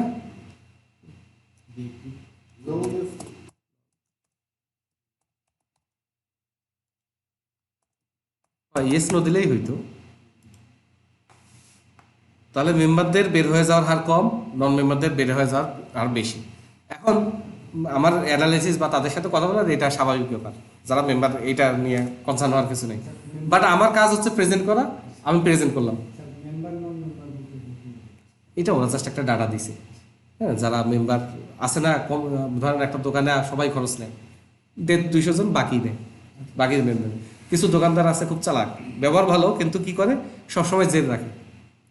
আপনার হয়তো 87 টাকা হয়েছে, ও আপনাকে 20 টাকা ফেরত দিবে, পরে অ্যাডজাস্ট করে নিয়েন। তো এই দোকানদারগুলো কিন্তু আসলেই চালাক, কিন্তু আপনি ওই 60 টাকা আপনার তো একটা কাজ করবে, অস্বস্তি কাজ করবে। তো দ্বিতীয়বার ওই 60 টাকা ফেরত না দিলেও আপনি আবার যাবেন ওর কাছে, কারণ আপনি মেন্টালি ওর কাছে বাউন্ড হয়ে গেলেন। তো member kind of that thing. Okay, আর কি অ্যানালাইসিস করা যায়? আপনারা আমাকে কেউ হেল্প করতেছেন না। হ্যাঁ, ব্যালেন্স হইতে পারে, তাহলে এটা অ্যাসাইনমেন্ট, যেহেতু আমি পারবো না কোন ব্যালেন্স সেগমেন্টে এক্সিট হয়েছে বেশি। এমন হতে পারে না যে 1 কিলো 100 কিলোর উপরে গেলে ওরা এক্সিট হয়ে যায়, হতে পারে না?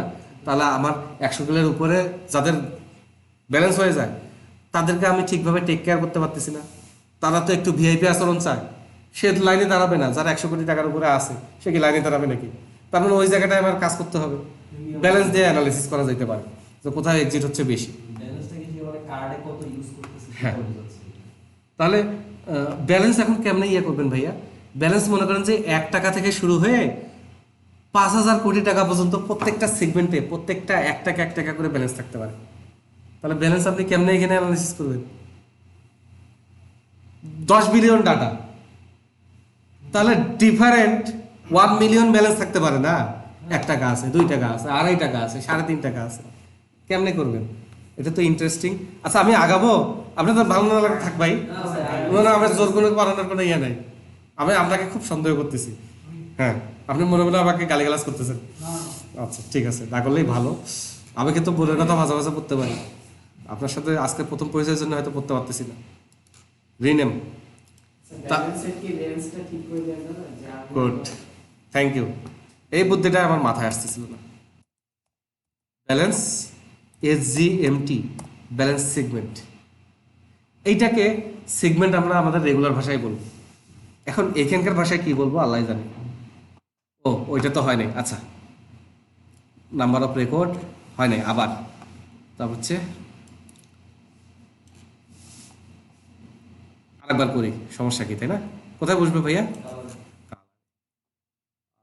লেভেলে কি বসবে?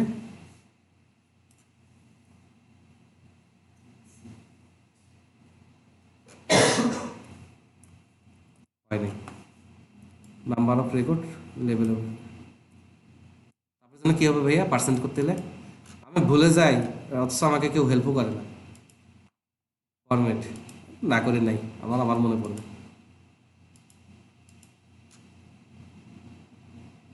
হইল না তো।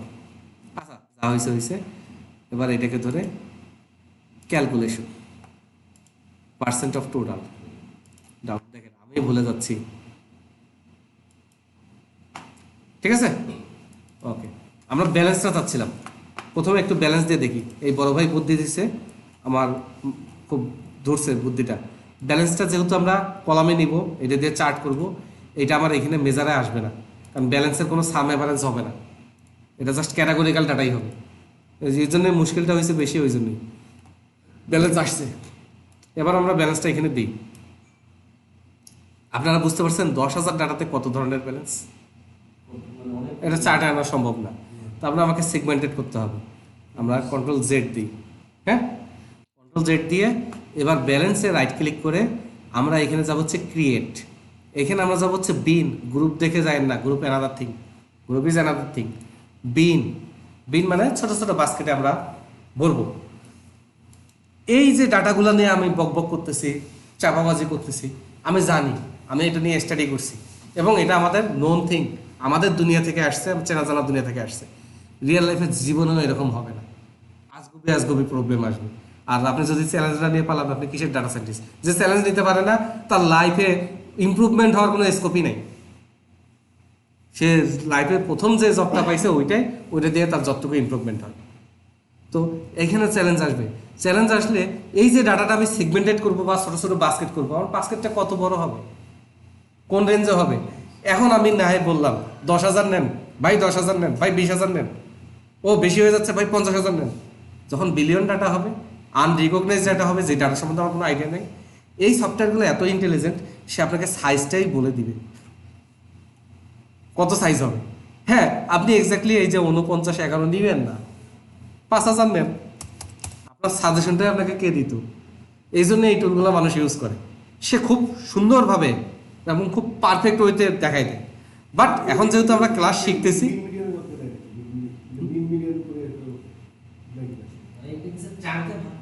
হ্যাঁ, চাঙ্কে ভাগ করতেছে। হ্যাঁ, তো এটা তো আমার বেশি আসবে, তা আমরা অত বেশি আনবো না, আমি 10,000-এ আনবো।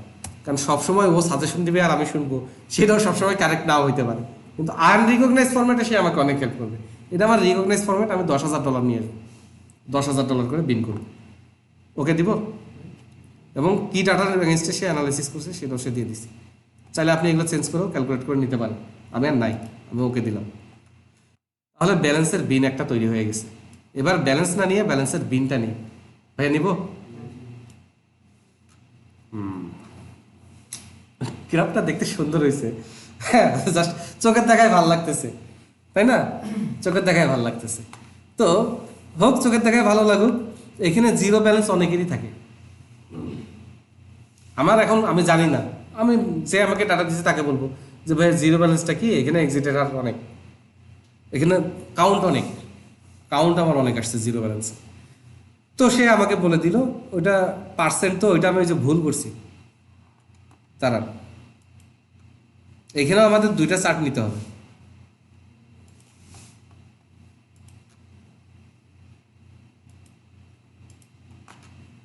আচ্ছা, ওটাকে ইগনোর করেন, টুল টিপে যেটা আসতেছে ইগনোর করেন, এটা আমি ভুল করছি, আপনার ঠিকঠাক করে করলেই হবে। এই ব্যালেন্সের পরে এগুলো ব্যালেন্স আসলে খুব কম হয়, রেয়ার, খুবই রেয়ার। তো এই সেগমেন্টটা আমার রেগুলার কাস্টমার, মোটামুটি 210 বা আরও ভালো করে বলতে গেলে 40K, এটাকেও ধরতে হবে আমার, 20-20Kও ধরতে হবে, 20Kও ধরতে হবে। তো এখানে এক্সিটের হার সবচেয়ে বেশি কোথায় ভাইয়া? মাঝখানে না, 110Kতে, 110Kতে এইখানেও, এইখানেও। এখন এই ডাটাগুলো আমি কি করব?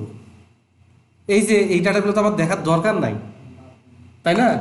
এটা আমরা আজকে আর ডিসকাস না করি। দেখেন, আমি খুব ভালোভাবেই বুঝি কোনটা কন্ট্যাক্ট ডিরেক্টরি ইস্যু হয়ে যাবে। আমি যেই পর্যন্ত দেখাইছি এগুলো বাসায় প্র্যাকটিস করে ক্রিস্টাল ক্লিয়ার হয়ে আসে।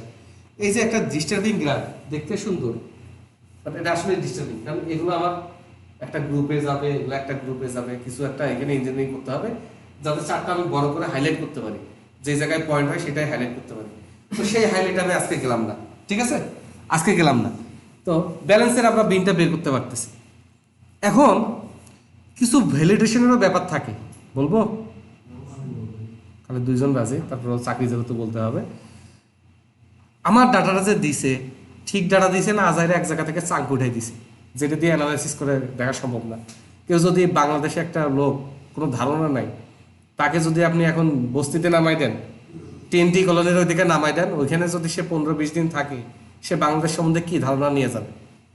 আর যদি বাড়িধারা, বসুন্ধরা অথবা বনানী, ডিওএসএস এগুলোর ভিতরে থাকে, তাহলে সে বাংলাদেশ সম্বন্ধে কি ধারণা নিয়ে যাবে বলেন তো? দুটার ধারণা সম্পূর্ণ অপোজিট হবে কিনা? হবে কিনা? একটা কেউ যদি বাংলাদেশে কোনো একটা আর্মি পার্সনের সাথে, ডিফেন্সের পার্সনের সাথে পরিচয় হয়, তাহলে সে বাংলাদেশিদের সম্বন্ধে কি ধারণা করবে? আর কোনো কোনো একটা যদি রাজনৈতিক সার্কল, সরি বলা যাবে না, ভিডিও হচ্ছে না, কোনো একটা রাজনৈতিক কর্মী, পাতি নেতার সাথে যদি সে কথা বলে, 15-20 দিন পরিচিত হয়, তাহলে তার বাংলাদেশ সম্বন্ধে কি ধারণা হবে? কোনো একটা ফ্রাস্ট্রেটেড পার্সন, তার সাথে যদি কথা হয়, তাহলে তার বাংলাদেশে, তার মানে একটা দিয়ে জেনারেলাইজ করে না, বা একটা চাঙ্ক দিয়ে কিন্তু ডাটা অ্যানালাইসিস করা যাবে না। এখন আপনি কিভাবে শিওর হবেন যে আপনাকে যেই ডাটা দিছে সেটা এক চাঙ্কের ডাটা দেয়নি? ওই ব্যাংক শুরু হয়েছে 12-তে, আপনাকে ডাটা দিচ্ছে 12 থেকে 15। ওই ব্যাংক 18 সালে হয়েছে বাংলাদেশের সেরা ব্যাংক। তাহলে 18 সাল পর্যন্ত ডাটা যদি না দেয়, বা 20 সাল পর্যন্ত ডাটা, আপনি কেমনে বুঝবেন? আগের ডাটা দিয়ে তো দেখবেন এটা তো ফকিরা ব্যাংক, এটা কোনো কিছুই ঠিক নেই। বাট ওর তো ঠিক হওয়ার ব্যবস্থাই ছিল না, ওর তো স্টার্ট আপ ছিল। এইটা বোঝার জন্য কিছু ওয়ার্ল্ড কার্ড টেকনোলজি আছে, যেটা আমরা জাস্ট মজা করার জন্য এখানে ইউজ করবো, বাট এটা কার্যকর। ডাটাতে যদি কোনো ঝামেলা থাকে, কোনো ম্যানিপুলেশন থাকে, ডাটাতে যদি এমন একটা জায়গায় কাটা পড়ে যায় যে জায়গাটা ইম্পর্টেন্ট ছিল, তাহলে ওগুলোতে ধরা পড়বে। বলবো? তাহলে আমরা এটাই কপি করি ভাই, এই যে টোটাল এক্সিট, এটা আমার বেস্ট ছিল। পরে গল্প করতে করতে আমি আর পারিনি, এটা সবার শেষে আসবে। হ্যাঁ, wild card, sorry, last digit.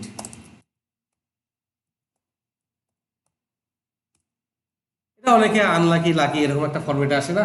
দেখেন, কাস্টমারদের আইডি আছে, কাস্টমার আইডি তো অটোমেটিক্যালি একের পর এক হয়েছি, কাস্টমার আইডি একের পর এক জেনারেট হয়েছে, তাই না? তো কাস্টমারের আইডির 3rd digit, 4th digit, last digit, first digit নিয়ে আমরা একটা ইয়ে করব। তাহলে যে কোনো ডিজিটের যদি ফার্স্ট ডিজিট নিই, তাহলে যত বিলিয়ন থেকেই নেই, আমি আসলে সর্বোচ্চ কত পাবো? 0 থেকে 9, এর বাইরে কিছু পাওয়ার চান্স আছে? 2টা ডিজিট নিলে আমি কত পাবো? 99 পর্যন্ত পাবো, তার মানে 100টা পাবো, 0 to 99। ওকে, তো 100টাও আমরা নিতে পারি, কিন্তু আমরা আপাতত নিব 10টা। তাহলে কাস্টমার আইডি, এখানে আমরা ক্রিয়েট ক্যালকুলেটেড ফিল্ড। আমরা যখন এসকিউএল সার্ভার শিখবো, এসকিউএল সার্ভারে কী কী ফাংশন আছে, থাকতে পারে, কী কী ধরনের কাজ হয়, সেগুলো আমি আপনাদের শেখাবো। সেই ফাংশনগুলা সেম সেম নামে বা কাছাকাছি নামেই আপনি এখানে পাবেন। ওগুলো যেহেতু এখানে ডিসকাস করতে গেলে আপনারা ডিমোটিভেটেড হয়ে যাবে, অত কঠিন টপিক্স আমি যাইতে চাচ্ছি না। তো আপাতত এখানে কাস্টমার আইডি, তো এটার আমরা বলি যে লাস্ট ডিজিট, ফিল্টারও নাম দিই লাস্ট ডিজিট। এই কাস্টমার আইডির আমরা এখানে বলি লাস্ট। চলে আসছে, না আসলে আমারও খোঁজা লাগতো, গুগলে সার্চ দেওয়া লাগতো।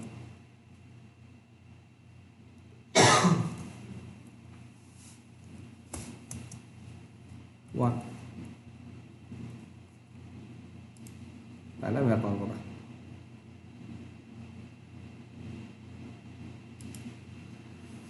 ওকে,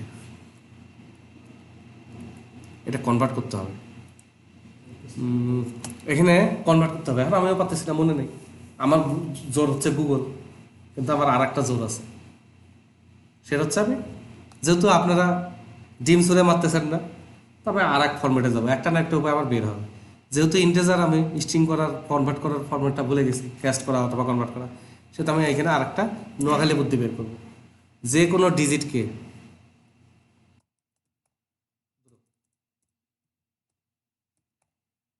কোনো ডিজিটকে যদি ভাগ করা হয়, আর ভাগফলটা যেহেতু আমি ভাগফল চাচ্ছি, ওই জন্য পার্সেন্ট দিছি, ভাগশেষ চাচ্ছি। ভাগফল চাইলে আমি স্ল্যাশ দিতাম। তাহলে যে কোনো সংখ্যাকে 10 দিয়ে ভাগ দিলে ভাগশেষ যেটা আসবে ওটাই হলো লাস্ট ডিজিট। 96কে 10 দিয়ে ভাগ দেন, ভাগশেষ কত হবে? 6। সবসময় এটা সত্যি। তো ওইটা আমি ভুলে গেছি, আন্তরিকভাবে দুঃখিত। কোনো না কোনো দিন মনে করবে, দেখাই দিব, তো গুগলে সার্চ দিলে আসবে। এখানে আমরা অ্যাপ্লাই করে ওকে করি, তাহলে এখানে আমার অবশ্যই লাস্ট ডিজিট আসবে পোস্ট টাকা কাস্টমার। তাহলে এখানে আমি জাস্ট কাস্টমার আইডি লাস্ট ডিজিটটা চাচ্ছি। হ্যাঁ, তাহলে ওইটা কপি করছে।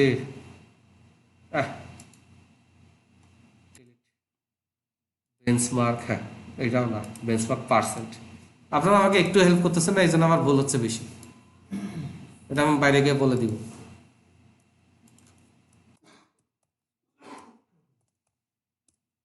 লাস্ট ডিজিট এখানে এসে আমার এখানে আসছে, দিব 0 থেকে 9 পর্যন্ত আসছে। মজার ব্যাপার হচ্ছে, ডাটাতে যদি কোনো ম্যানিপুলেশন থাকতো, ডাটা যদি রং হইতো বা হইতো, মোস্ট প্রবাবলি ম্যাক্সিমাম ক্ষেত্রে 99 বা 95% ক্ষেত্রে এইখানে আপনি একটা ভেরিয়েশন দেখতে পারতেন। কারণ ডাটা ম্যানিপুলেশন করছে মানে মাঝখান থেকে কিছু আইডি বাদ গেছে, চাঙ্গে চাঙ্গে বাদ গেছে। এখন যদি অর্গানাইজ ওয়েতে 100টাই বাদ দেয় ওই যে ডিজিটের, তাহলে আলাদা ব্যাপার। হ্যাঁ, তাহলে আলাদা ব্যাপার, তবে সেটাও আমরা ধরতে সক্ষম, বলবো সেটা ধরতে সক্ষম। কারণ অলরেডি আমরা এই যে ব্যালেন্স সেগমেন্ট, এটা নর্মাল মনে হচ্ছে আমাদের কাছে। কারণ আমার যখন ব্যাংকের সাথে কথা বলছে, ওরা বলছে এটা স্বাভাবিক, এই ব্যালেন্সের লোক বেশি থাকবে স্বাভাবিক, এই ব্যালেন্সের লোক থাকবে না স্বাভাবিক, যার কারণে আমার মনে হয় না যে ম্যানিপুলেটেড ডাটা। ওকে, আর একটা আছে, সেটাতে আমি যাচ্ছি একটু পরে। লাস্ট ডিজিটেও আমার 2-1টা জায়গায় উল্টাপাল্টা আসতোই, কারণ বিলিয়ন বিলিয়ন ডাটা কেউ অর্গানাইজ হইতে ম্যানিপুলেট করতে পারবে না।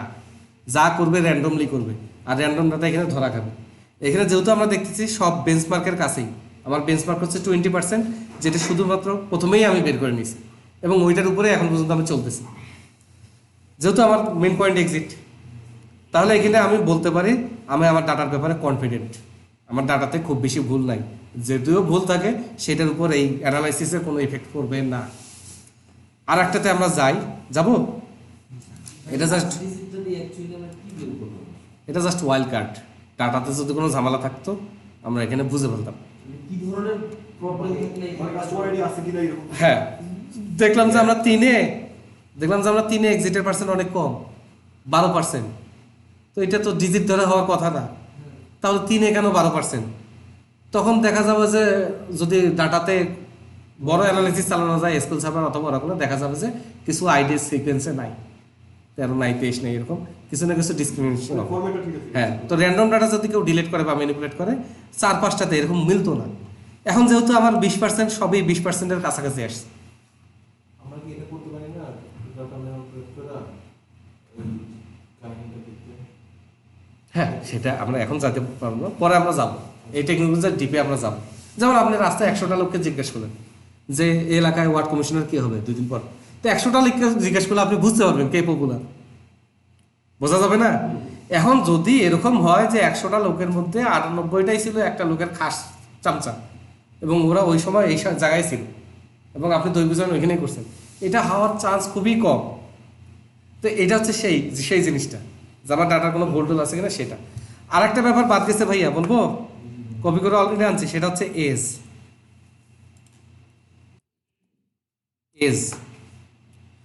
ওকে, তাহলে এজও যদি আমি আসি, এজে মনে হয় না ঝামেলা করবো, দেখতে তো আর দোষ নাই, কই এজ গেল কই, সবই না আমার ডাইমেনশনে চলে আসতেছে, ক্যাটাগরিক্যাল হয়ে যাচ্ছে। ওয়াল্লাহ 92 বা 18 থেকে 92, না না না না, এটা চলবে না। তাহলে কি করব? কেউ আমাকে হেল্প করবে না, আমি জানি। স্লট করে হ্যাঁ, তো এটা আমরা 10 বছরের স্লট করব, 10 বছরের স্লট করব, 20 করবো না। শুরু হয়েছে 18 থেকে, তারপর আমরা 20 করবো না, 10 বছরের স্লট করবো। দেবো? ওকে, এবার আমরা এস বিনটা এখানে দিই। এখন আমি আহামরি আপনাদের কিছু শিখাইতে চাই নাই, আমি আপনাদের শিখেছি যে ডাটা সায়েন্সটা কত মজা, ডাটা অ্যানালিসিস করা কত মজা। বিলিয়ন বিলিয়ন ডাটা থেকে এই যে চারটা আসছে, এই চারটা শর্টকাট কিছু ডাটা, বিলিয়ন ডাটা তো আর এই চার্টে নাই। চার্টের যতটুক ডাটা দরকার ততটুক আসছে, আমরা চাইলে এখান থেকে এটা এক্সপোর্টও করতে পারবো, বাসায় গিয়ে একটু বুঝলে আপনারা পেয়ে যাবেন। তারপর আমি এটা আমার টিমকে দিয়ে দিলাম, এআই টিমকে দিয়ে দিলাম, তাই না? এখানে কিছু ভ্যালু ইন্ডিকেট করে, সর্বোচ্চ ভ্যালু কোনটা, সর্বনিম্ন ভ্যালু কোনটা, এগুলো আমি আমার এআই টিমকে দিয়ে দিলাম, কোনো এপিআইতে ফেলে দিলাম, কোনো একটা ডেস্টিনেশনে দিয়ে দিলাম। টেবলে দিয়ে ডেস্টিনেশনে দেওয়া যাবে না, এটার জন্য আমাদের এসএসআইএস প্যাকেজ দিতে হবে, তাই না? ওকে, আমার পুরো অফিসে বিভিন্ন জায়গায় বিভিন্ন অ্যালার্ম মেশিন আছে, বিভিন্ন ধরনের সুইচ আছে, বিভিন্ন ধরনের ডিভাইস আছে, এক একটা এক এক প্যারামিটারে চালু হবে, কোনোটার পাওয়ার বাড়বে, কোনোটার পাওয়ার কমবে। তো আমি যদি ডাটাটা ফ্লো করাইতে পারি, আর ওর তো অবশ্যই আইসি আছে বা কোনো একটা প্রোগ্রামেবল চিপ আছে, কিছু একটা আছে, ও কোনো একটা ওয়্যার হাউস থেকে ডাটা নেয়, সেখানে যদি আমি ডাটা রেগুলার সিঙ্ক করাইতে পারি, তখন আমি আর্টিফিশিয়াল ইন্টেলিজেন্স বা মেশিন ল্যাঙ্গুয়েজের সাপোর্টটা দিতে পারতেছি না, ব্যাকবোনটা। আচ্ছা, ওগুলো তো পরে যাবো, এমনিতে ওই লোক অনেকক্ষণ থেকে অবাক হয়ে আছে, বিরক্ত হয়ে আছে। কি ইলেকট্রিক্যাল ইঞ্জিনিয়ারিং তো কথা হচ্ছে না, কি সুইচের কথা বলুন? মেশিন ল্যাঙ্গুয়েজ বা আর্টিফিশিয়াল ইন্টেলিজেন্স এগুলো যে ডিভাইসগত সাপোর্টটা থাকে, তারা বিভিন্ন প্রোগ্রাম অ্যাকসেপ্ট করে, তাদের বিভিন্ন ইনপুট প্যারামিটার থাকে, আউটপুট প্যারামিটার থাকে। যেমন ছোট আইসিগুলো দেখবেন মেকারদের কাছে গেলেও, আইসিইউ আইসি আইসি যে মোবাইলের ভিতরে যে সার্কিটগুলো থাকে, চিপসগুলো থাকে, এমনি ছোটোখাটো মেকারদের দোকানে গেলেও দেখবেন যে আইসির সিরিজগুলো যারা জানে, কোন সিরিজের ইনপুট কোন কোন পায়, আউটপুট কোন কোন পায়, এটা তারা জানে। তারা শিক্ষিত না, বা প্র্যাকটিক্যালি এগুলো শিখছে। তো আমরা ওইদিকে যাবো না, আমরা শুধু ডাটা নিয়ে থাকবো। হ্যাঁ, তো যারা মেকানিক ইলেকট্রনিক্স কাজ করে, যারা ওই ডিভাইসগুলো তৈরি করছে, তারা আমাকে দিয়ে দিবে তো তোমার ইনপুট এই, আমার এখানে 4 বিটে ইনপুট নেয়, 4 বিটে কত হবে? 16। তাহলে 16টা ইনপুট দিতে পারবা। 1 দিলে আমার ওই সুইচ অন হবে, 2 দিলে ওই সুইচ অন হবে, 3 দিলে ওই সুইচ অন হবে, 4 দিলে ওই সুইচ অন হবে। তো আমার কাজ হচ্ছে এখানে কন্ডিশনগুলো মিলে কোনটা পাঠাবো। আমি 0 পাঠাবো, তাহলে 0 ওর অন হয়ে যাবে, 7 পাঠাইলাম, 7 ওর অন হয়ে যাবে। তো আমি এইখানকার ডিসিশনটা এদিকে নেবো, যার কারণে আমাদের এদিকে জানতে হবে অ্যানালাইসিস, আমার জানতে হবে স্ট্যাটিস্টিক্স, আমার এখানে জানতে হবে লিনিয়ার অ্যালজেব্রা, যেটা আমি শিখবো না, আমি শুধু ধরাই দিব, কারণ আমি নিজেও অত পারি না। ওকে, এস বিনটা দেখাও ইমপ্রেসিভ মনে হচ্ছে না? সিদ্ধান্ত নেওয়া যায় কোন কোন এজ সেগমেন্টের লোকজন বেশি চলে যাচ্ছে?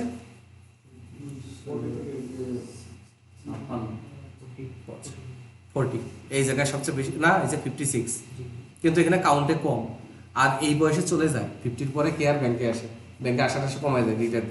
আমাদের নজর দিতে হবে এইখানে, এখানে আমাদের নজর দিতে হবে। এবং আরো ভালো হয় যদি আমি জেন্ডারটাও এখানে নিয়ে আসি, জেন্ডারটা আগে দিই, তাহলে মেল ফিমেল বেস কোনটা মেল, এই যে মেল, ফিমেলের 40, 36, তারপরে এখানেও সিগনিফিকেন্ট ডিফারেন্স আছে। এখন এইখান থেকে অ্যানালাইসিস করে আপনাদের কাকে আমরা ফ্র্যাঙ্কলি আলোচনা করি, ফ্র্যাঙ্কলি, ঠিক আছে? আমরা একটা টিমের মতো আলোচনা করি, আমি এখানে কোনো সিদ্ধান্ত দিতে পারবো না। যত জায়গায় আমরা অ্যানালাইসিস করলাম অনেক পয়েন্টে, কোথাও আমরা দেখলাম অ্যাজ ইট ইজ ঠিক আছে নর্মাল, আর কোথাও কোথাও আমরা দেখলাম যে না নর্মাল না। প্রত্যেকটা জায়গায় এক্সিটে আমরা পয়েন্টে দেখলাম যে হ্যাঁ ফ্রান্সে এক্সিট বেশি, কিন্তু এখানে ফিমেল এক্সিট বেশি, তাই না?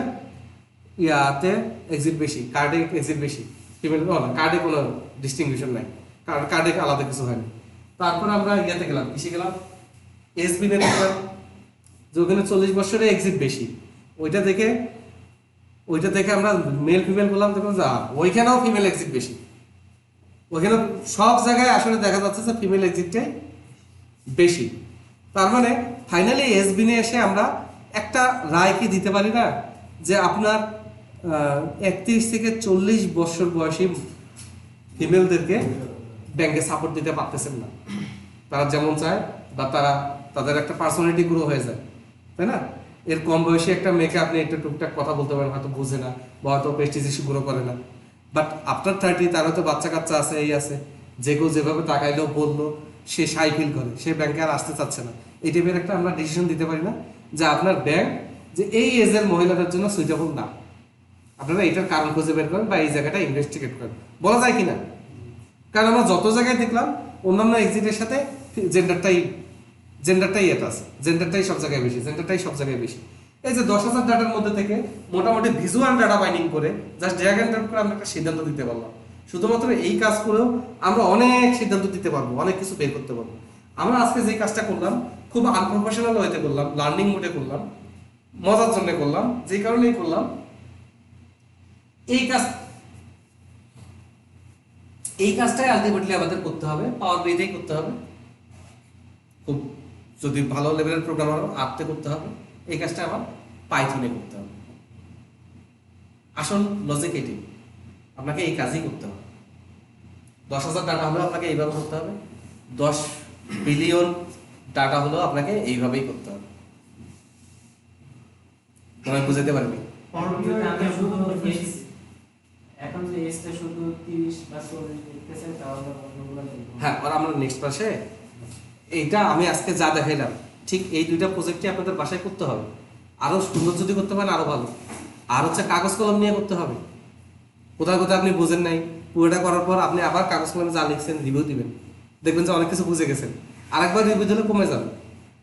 নেক্সট ক্লাসে এটা নিয়ে আমাদের ডিসকাস করতে হবে, কোথায় কোথায় বুঝে নেই। তারপর আমি কিছু অ্যাডভান্স টপিক্স এখানে দেখাই দিই।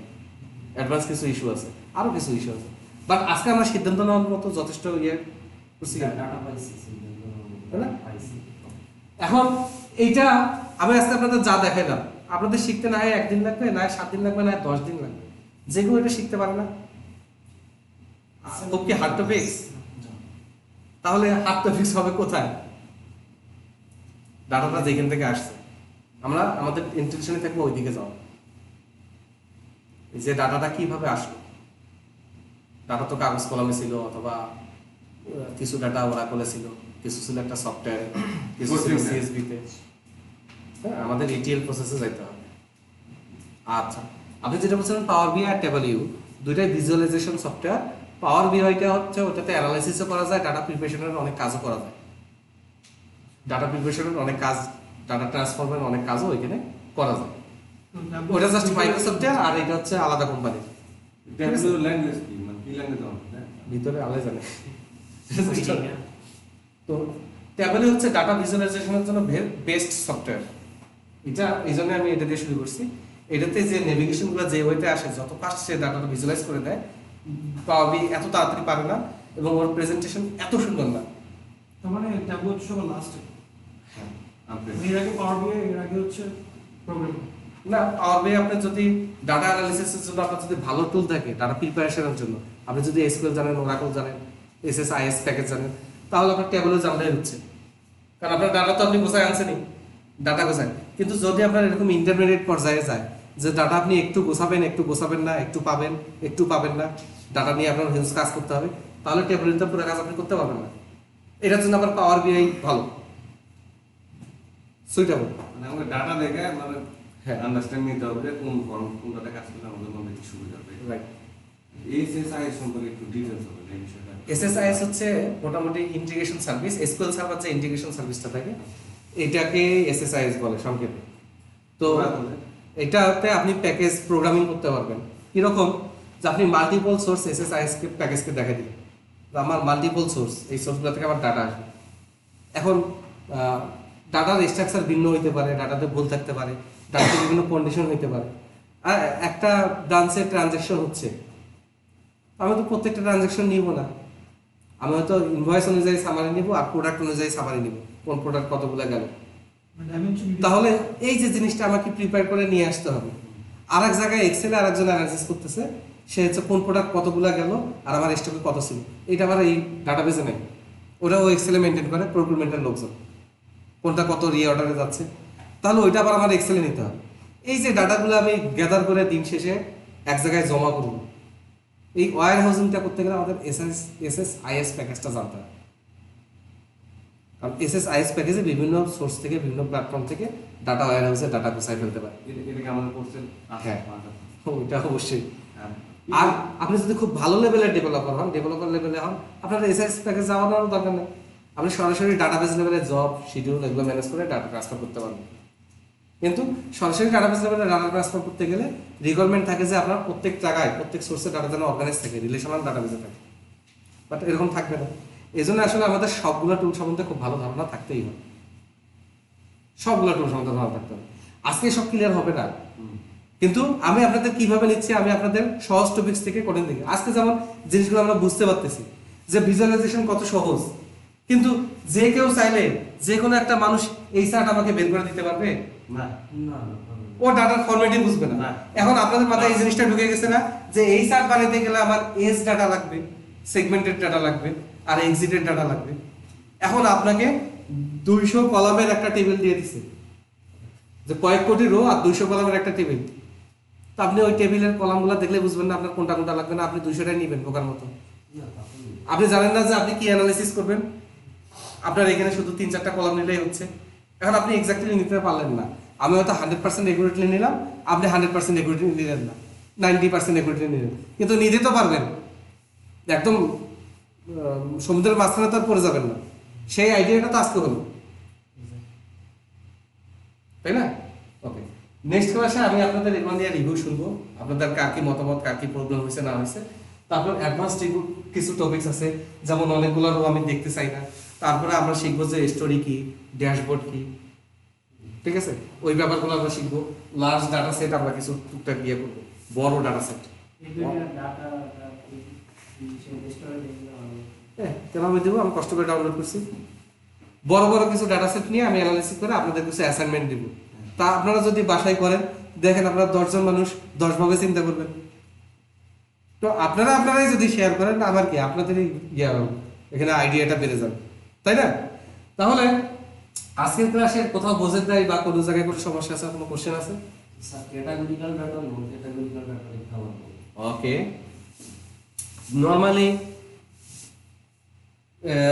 নর্মালি যে ডাটাগুলো আমরা সাম করব, অ্যাভারেজ করব, যে ডাটাগুলো আমরা কম্পেয়ার করব, এগুলো আবার হচ্ছে নন ক্যাটাগরিক্যাল ডাটা। যেমন যেমন যদি আমরা প্রাইস বলি, প্রাইসটা যদি আমরা এরকম বলি যে প্রত্যেকটা প্রোডাক্টের ইন্ডিভিজুয়াল প্রাইস, আর আমার অ্যানালাইসিসের পার্টটা যদি এমন হয় যে কোন প্রাইস রেঞ্জে কি কি প্রোডাক্ট আছে, তাহলে এটা ক্যাটাগরিক্যাল ডাটা। আর যদি এমন হয় যে না, কোন ক্যাটাগরির কত টাকার প্রোডাক্ট আছে, আমার ইলেকট্রনিক্স এত টাকার প্রোডাক্ট, তারপরে অমুক এত টাকার প্রোডাক্ট, তাহলে আমার ওই ক্যাটাগরির সব প্রোডাক্টের প্রাইসটা আমার সাম করতে হবে, তাই না? আবার যদি এমন করি যে কোন কোন ক্যাটাগরির কোর্সের কোর্স ফি কত, টেকনিক্যাল, নন টেকনিক্যাল, কমার্স, এই সেই ডিজাইন, ডেভেলপমেন্ট, তখন আমার কি করতে হবে, ওই ক্যাটাগরিগুলো সব কোর্সের প্রাইসটা অ্যাভারেজ করতে হবে। তাহলে তখন এই ডাটাটা হয়ে গেল কি মেজার বা নন ক্যাটাগরিক্যাল। আলটিমেটলি আমার ম্যাক্সিমাম ডাটাই হবে ডাইমেনশন, ক্যাটাগরিক্যাল। হ্যাঁ ক্যাটাগরিক্যাল হবে। আবার শুধু এই যে নাম্বার অফ রেকর্ড আপাতত এটা আমার হয়ে গেছে মেজার। ভিতরে তখন আচ্ছা আমরা দেখলাম বিলের ব্যাপারটা আরেকবার বলি, বিলটা আমরা কিসের উপর আসলে বানাবো? কিসের উপর বিল? বিলটা আমরা যে ভাগ করতেছি জরির উপর বানাবো, বিন মানে জরি, বলেন একটা যদি 10 টাকা থাকবে এরকম, এটা ভাই কি যেন বলতে চাইলেন? সেগমেন্টেশন না না, ওটা অ্যান্সার পরে দিব। ওটা না, আমি দেখলাম যে আপনার ইউনিট প্রাইস প্লাস যখন আমরা মাল্টিপ্লিকেশন করলাম, তখন ওই সফটওয়্যার একটা অটোমেটিক লাইব্রেরি হ্যাঁ। ওয়ার্ডগুলো দিতেছে। এই ওয়ার্ডগুলো কিভাবে জানতে পারবো যে ওর ডাটাবেসে কি কি ওয়ার্ড আছে, কোনো টেনশনের কিছু নেই, এটা কিভাবে? টেবলের কিওয়ার্ডগুলো সার্চ দিলে চলে আসবে। আমরা এখন জানি কোথায় লিখতে হয়, কিভাবে লিখতে হয়, এটা হচ্ছে নলেজ। আর ওটা তো ডিকশনারি, ডিকশনারি আমাদের মাথা ব্যথা নাই। তবে এসকিউএলে গেলে আমরা একটা ধারণা পাইতে পারি যে কোন ধরনের ফাংশনকে কি নামে ডাকে, না আমি গুগলে সার্চ দেবো কিভাবে, কিন্তু ওইটা আমরা পরে টেকনিক্যালে পরে যাবো, ঠিক আছে? আপাতত আমি আপনাদের গাছের উপর চেপকে আগ্রহটা তৈরি করতেছি। বিন এসএস এসপিএসএস হচ্ছে স্ট্যাটিস্টিক্স এর কাজ করার জন্য অনেক প্রচলিত একটা সফটওয়্যার, অনেক আগে থেকে চলতেছে। আর এখনকার যে ডাটা সায়েন্স না, এই আসলে এসপিএসএস এরই ছোট ভাই, একটু মডার্ন, একটু স্মার্ট, আর একটু কম্পিউটার সায়েন্স, একটু ম্যাথমেটিক্যাল টার্ম মিক্স করে, এটাই আসলে ইয়া এই স্পেসেস কি অবসলিউট হয়ে যেতে চাই এখন এরকম কিছু নাকি? না, অবসলিউটেড হওয়ার কোনো চান্সই নেই। ওটা যত ম্যান পাওয়ার আছে জাস্ট একটু অ্যাডভান্স মডেলে চলে আসছে এটা আমাদের ডাটা সায়েন্স। ডাটা সায়েন্সটা হচ্ছে একটা হাইব্রিড মডেল। এটার বেস যদি ধরেন আসলে স্ট্যাটিস্টিক্সের ছদ্মবেশ বা একটু এক্সটেনশনই বলতে পারেন ডাটা সায়েন্স। তবে এগুলো নিয়ে আমরা যাবো না, এগুলো হচ্ছে ধোকাবাজি কথাবার্তা, কনফিউশনমূলক কথাবার্তা। আমরা আপাতত শিখবো কোনটাকে কি বলে না যায়। জুরি বিন, তুই 2 হাতে কয় কেজি নিতে পারবি? ধর আম দিলাম তোকে, আমি অনেক আম দিব। তোর কাজ হচ্ছে তোর আম বাসায় নিয়ে যাওয়া। এখান থেকে তোর বাসা হচ্ছে 1 কিলোমিটার দূরে, রিক্সা টিক্সা কিচ্ছু নিতে পারবি না, ঠিক আছে? এখন তুই ইচ্ছা মতো বড় ঝুড়ি ছোট ঝুড়ি কিনতে পারবি, 2টা। এখন তুই কিভাবে ঝুড়ি 2টা কিনবি? আমি কত নিতে পারবো সেটার ক্যাপাসিটি? 2 হাতে তুই দেখলি যে 5-5-10 কেজি নিয়ে আমি যতবার খুশি আপ ডাউন করতে পারবো। তাহলে তুই ঝুড়ি কি 10-10-20 কেজির কিনবি 2টা? তাহলে 5 কেজি ওজনের ঝুড়ি কিনতে হবে, কারণ 10 কেজি ওজনের ঝুড়ি একটু বড় হবে। আচ্ছা, তাহলে 5 কেজি ওজনের ঝুড়ি যদি তুই কিনতে বাধ্য থাকিস, আম যদি হয় 40 কেজি, তাহলে কয়বার যাওয়া আসা করা লাগবে? হ্যাঁ, 8 বার। ওকে, 8 বার যাওয়া আসা করা লাগবে। কিন্তু এখানে আবার নিয়ম করে দিছে, মাঝখানে চেকপোস্ট আছে। হ্যাঁ, তোর ওইটা একটা স্পেসিফিক এলাকা, তুই 4 বারের বেশি যাতায়াত করতে পারবি না। তাহলে না আমার 10 কেজি। 10 কেজি ঝুড়ি কিনতে হবে। বিজনেস সায়েন্সটা এইভাবেই ডিফার করবে, আপ ডাউন করবে। তো ও করে কি, যখন আমরা বিন বানাইতে যাব, ওর কিছু ক্যালকুলেশন দিয়ে ওই ঝুড়ির সাইজটা বলে দেয়, 5 কেজি হবে না 10 কেজি। কিন্তু ওইটাই যে সব তা না। ওই যে তোর যে চেকপোস্ট আছে, 4 বারের বেশি যাওয়া আসা করা যাবে না, অথবা তুই 4 বারের বেশি আপ ডাউন করলে তোর পা ব্যথা করবে, এটা তো আর ওর জানার কথা না। এই জন্য বিজনেস সাইজটা সম্পূর্ণ আপ টু ইউ। এখন দিলে আমার ইনকারেক্ট হবে, ঠিক আছে? আমি বিজনেস সাইজ 10,000 দিলাম, ইয়া বলো 400, সাথে সাথে আমি বুঝে যাবো না, আমি বুঝে যাবো না, আমার কম দরকার, 20,000 করে দিলাম। ও তবু বড় আসতেছে, 25,000 করে দিলাম। এটা তো এক্সাক্ট কখনোই হবে না, এটা তো ফিল্ডের কাজ। আমি মনে হয় বুঝাতে পারিনি, বুঝতে পারছি। ঠিক আছে? ওকে, এই জিনিসগুলো টেনশন আর কিছু নাই, এগুলো জাস্ট প্র্যাকটিস করতে হবে। ওকে, আমরা অরিজিনালি পুরো কোর্সে যা শিখবো, এটার কঠিন সহজের বিচারে আজকের ক্লাসটা 0, মানে আজকের ক্লাসে কঠিন কোনো টপিকস না। আজকে হচ্ছে বৌনি, আপনাদের সাথে আমার জাস্ট আলোচনা হলো, আলাপ হলো। প্রোগ্রামিং এর কোনো ই নাই, যে কোনো ফিচার আছে, ডেভেলপার মোড আছে, সেটা আলাদা ইস্যু, ওটা আমরা টেবলেতে যাবো না। আর হচ্ছে ভালো অপশন আছে। হ্যাঁ ভাইয়া, আচ্ছা, আপনি মাঝখান দিয়ে একটা জিনিস মেনশন করেছিলেন যে ভিজুয়ালাইজিং ভাবে ডেটা মাইনিং করা। হুম। তার মানে কি আবার অন্যভাবে ডেটা মাইনিং করার সিস্টেম আছে? হ্যাঁ, আপনার বিলিয়ন ডাটা যখন ভিজুয়ালাইজ করতে পারবেন না, তখন আপনি কি করবেন? ওই যে কথার কথা, 10 বিলিয়ন ডাটা আছে। এখন সব কাস্টমারের ডাটা আপনি কি অ্যানালাইসিস করবেন?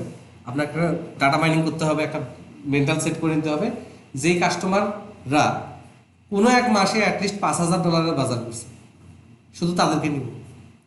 এখন এই ডাটা এখানে আপনার বের করা 10 বিলিয়ন থেকে আপনার জন্য সো টাফ হয়ে যাবে। তাহলে এটা ডাটা এখানে আসার আগেই আমাকে প্রসেস করতে হবে। তাহলে তখন আপনাকে ডাটা মাইনিংটা টেকনিক্যালি খুব ভালো বুঝতে হবে, যে কীভাবে ফিল্টার করবেন, কী প্ল্যাটফর্মে ফিল্টার করবেন, কোনটাতে ফাস্ট হবে। এখন আপনি সার্চ দিলেন, আপনার 10 বিলিয়ন ডাটা 5 মিনিটে আসলো, ও সার্চ দিল সব সেট করে, ওর ডাটা সারাদিনেও আসে না। তার মানে নিশ্চয়ই এখানে লেখার মধ্যেও কাহিনী আছে, ডাটা অর্গানাইজ করার মধ্যেও কাহিনী আছে, কিছু ব্যাপার আছে। ওই লেসগুলোতে আমরা ধীরে ধীরে যাবো, এখন টেনশন নেন না। আপাতত ভিজেন, ডাটা মাইনিং কঠিন কোনো ওয়ার্ড না, যদিও এটা নিয়ে পিএইচডি আছে, এই আছে সেই আছে। ডাটা মাইনিং মানে আমার প্যাটার্ন রিকগনাইজ করা, এই প্যাটার্নটা আমি নিব, বা এই প্যাটার্নটা আছে কিনা, এই প্যাটার্নটা আছে কিনা, এই প্যাটার্নটা আছে কিনা। আমাকে বুঝতে হবে যে আমি আসলে কোথা থেকে অ্যানালাইসিসটা শুরু করব। হ্যাঁ। সফটওয়্যার ডেভেলপমেন্টে যেমন দেখা যাচ্ছে যে কাস্টমারের সাথে কথা বলে রিকোয়ারমেন্ট অ্যানালাইসিস করে সিস্টেম দেওয়া হয়। এখানে আমাকে ডাটাটা দেখেই বুঝতে হবে যে আমি কোথা থেকে অ্যানালাইসিস করব। হ্যাঁ, যেমন সুবিধাবাদী এমপ্লয়ি খুঁজবেন, মনে করেন আপনাকে কেউ টাকা দিচ্ছে, কেমনে খুঁজবেন? যে কোন কোন এমপ্লয়ি ছুটিটা শনিবার আর বৃহস্পতিবার করছে। তো এখন আপনার ডাটা আছে, ওর ছুটির ডেট আছে, কোন বার সেটা তো আর নাই। এখন আপনি কোন ডেটে কী বার ছিল, এই ক্যালকুলেশনটা আপনাকে জানতে হবে। এটা আপনি এখানে পাবেন না, আপনাকে অনলাইন থেকে কোনো একটা টেবিল ডিকশনারি নামাইতে হবে। তাহলে অনলাইন থেকে কিভাবে ডিকশনারি নামায় আপনার টেবিলিতে অর্গানাইজ করবেন, অথবা পাওয়ার বিতে, অথবা এসকিউএল, অথবা ওরাকেলে, যে কোনো একটা আপনার ওগুলো জানতে হবে। তার মানে অনেকগুলো লজিক কিন্তু আমাদের শিখতে হবে, অনেক দিকে আমাদের অনেক ডাইমেনশন যেতে হবে। যেমন যারা এআই নিয়ে কাজ করে ওরা কিন্তু সেই প্যাটার্নটা বোঝার পরে প্যাটার্নটাকে একটা ফরম্যাট বলা যায় যে পরেও সে মানে অটোমেশন ভাবে জিনিসটা কি রাইট। যেমন ওই যে অনলাইনে মনে হয় যে রাকিব সাহেবের বেশ কিছু টিয়া আছে যারা আর্টিফিশিয়াল ইন্টেলিজেন্স নিয়ে, যে ঝিঝি পোকার ডাকের হাত থেকে সে একটা গ্রাফ তৈরি করছে। তো ওই গ্রাফটা যখন এই প্যাটার্নে চলে আসবে, তার মানে আপনার কাছে ওই ডাটা যদি আপনি এরকম হয় যে এরকম সরলরেখায় যাচ্ছে, তাহলে সরলরেখায় গ্রাফটা কখন যায়? যখন ডাটাগুলো একটা স্পেসিফিক প্যাটার্নে আসে, ওই শেপটা বুঝে সিগন্যাল পাঠালেই তো হবে। মনে হয় বুঝতে পারিনি। স্ট্রাকচার ডাটা আনস্ট্রাকচার ডাটা স্ট্রাকচারটা আমি পরে আসবো, এক কথাই বলতে পারবো না। আমরা পাইথনের কি ভিজুয়াল লাইব্রেরিগুলো কি শেখো? হ্যাঁ, পাইথনটা আমি ধরাই দিব। এইদিকে তাড়াতাড়ি যদি হয়, যেমন আগের ব্যাচে, আজকে আপনাদের যতটুকু দেখেছে আগের ব্যাচে এটাতে 2.5টা ক্লাস লাগছে। হ্যাঁ, আর আমরা যদি নেক্সট ক্লাসে দেখি যে আপনাদের ফেস ভালো বা সুন্দর রেসপন্স করতেছেন, তাহলে তো বাহ, আমরা 1.5টা ক্লাস আগে গেলাম, তাহলে এটা পাইথনের সাথে যোগ হবে। হ্যাঁ, কারণ আমার কনসেপ্টটা হচ্ছে এইদিকে যত তাড়াতাড়ি আমি বেসিক কনসেপ্টটা বুঝে আপনাদের ডিপে নিয়ে যাইতে পারি, ততই আমার জন্য ভালো। আপনাদের ভালো আমি দেখতেছি না, আপনাদের ভালো হলে আমার ভালো আলটিমেটলি, কারণ আমাদের ডিপে যাইতে হবে, খুব বেশি ডিপে যাইতে হবে। ঠিক আছে, আর এগুলো যেমন সহজ দেখলেন বোঝা যায়, ওই ল্যাঙ্গুয়েজগুলোও সহজ, কঠিন মনে করার কিছু নাই। যেদিন আমি দেখাবো দেখবেন যে ও আচ্ছা এই জিনিস। মানুষ কেন যে এগুলো নিয়ে একটা হাইপ তৈরি করছে আমি বুঝি না। হয় কি, মানুষ যে মুখস্থ করার পিছনে ছোটে, না বুঝে, ম্যাটারটা বোঝে না, না বুঝে ওই কোডে লাভে পড়ে। আরে বাবা, কোড কেন করব, কি জন্য কোড করব, কি নিয়ে কোড করব, উদ্দেশ্য কি, সেটা ঠিক না করে আমার পাইথন পারি না অন্য ল্যাঙ্গুয়েজ দরকার না। আমরা পাইথন শিখবো না, পাইথন আমরা শিখবো না, পাইথন শিখে এটাকে অ্যাপ্লাই করতে যাওয়ার মানে কোনো সময় কিচ্ছু লাগবে না। আমরা পাইথনের উইন্ডোজ ওপেন করব, এই দেখো প্রিন্ট হয়। আমার যাওয়ার দরকার আছে প্রোগ্রামিং কন্টেস্টে, প্রোগ্রামিং কন্টেস্টে যাওয়ার দরকার আছে, এই দেখো পাইথন ওপেন হয়, প্রিন্ট হয়, এই দেখো এবি যোগ যোগ হয়, তারপরে চার্ট, এই দেখো চার্ট আসে, একটা ফাংশন স্কুলে চার্ট আসে। ডিফিকাল্ট হবে না হয় আপনি 20 মিনিট মুখস্থ করলেন, সবই খুব ইজি। জাভাস্ক্রিপ্ট যে পারে সে সব পারে এক্সপ্রেশনটা কিভাবে লিখবেন বুঝতে না, ওই স্ক্রিপ্ট ইস্যু না, ওগুলো নিয়ে টেনশন করার কোনো দরকার নেই। আজকেরটা কোনো টেনশনের পার্ট বলেন তো, সিম্পল জিনিস না। তবে একটু বাসায় প্র্যাকটিস করতে হবে, নাহলে ওই যে আপনি বুঝছেন কিন্তু যখন কাজ করতে দেওয়া হবে আপনাকে, এই যে এরকম হয়ে যাবে। আর আপনার কিবোর্ডে হাতটা কিচ্ছু করবে না, কিচ্ছু মনে থাকবে না। তো দয়া করে একটু বাসায় প্র্যাকটিস করবেন। রোববার দেখা হবে, আমি এই প্রজেক্টটা আপনাদের গোছাই দিব, চেষ্টা করব রোববারে ট্যাবলের কাহিনী শেষ করতে। ঠিক আছে, আর একটা লোভ দিয়ে রাখি, আমরা আবার একটু ছোটবেলায় হিন্দি সিরিয়াল দেখে দেখে বড় হয়েছি, তো শুধু DD1 ধরতো, বিটিভি তো খুলতো না, সারাদিনে বন্ধ থাকতো, আর 10টায় বন্ধ হয়ে যেত। আমরা ঘুমাইতাম 1টা-2টার দিকে, 10টায় বন্ধ হতো, আমরা DD1 দেখতাম, ওই থেকে অভ্যাস হয়ে গেছে। ফেসবুকে মাঝে মাঝে ঘোরাঘুরি করে দেখেন না, নোকিয়া ফোনটা কেমনে নিচে পড়ে গেল, দেখছেন অ্যানিমেশন? হ্যাঁ এটা তো হচ্ছে গ্রাফগুলো দেখো এইগুলো অ্যানিমেশন?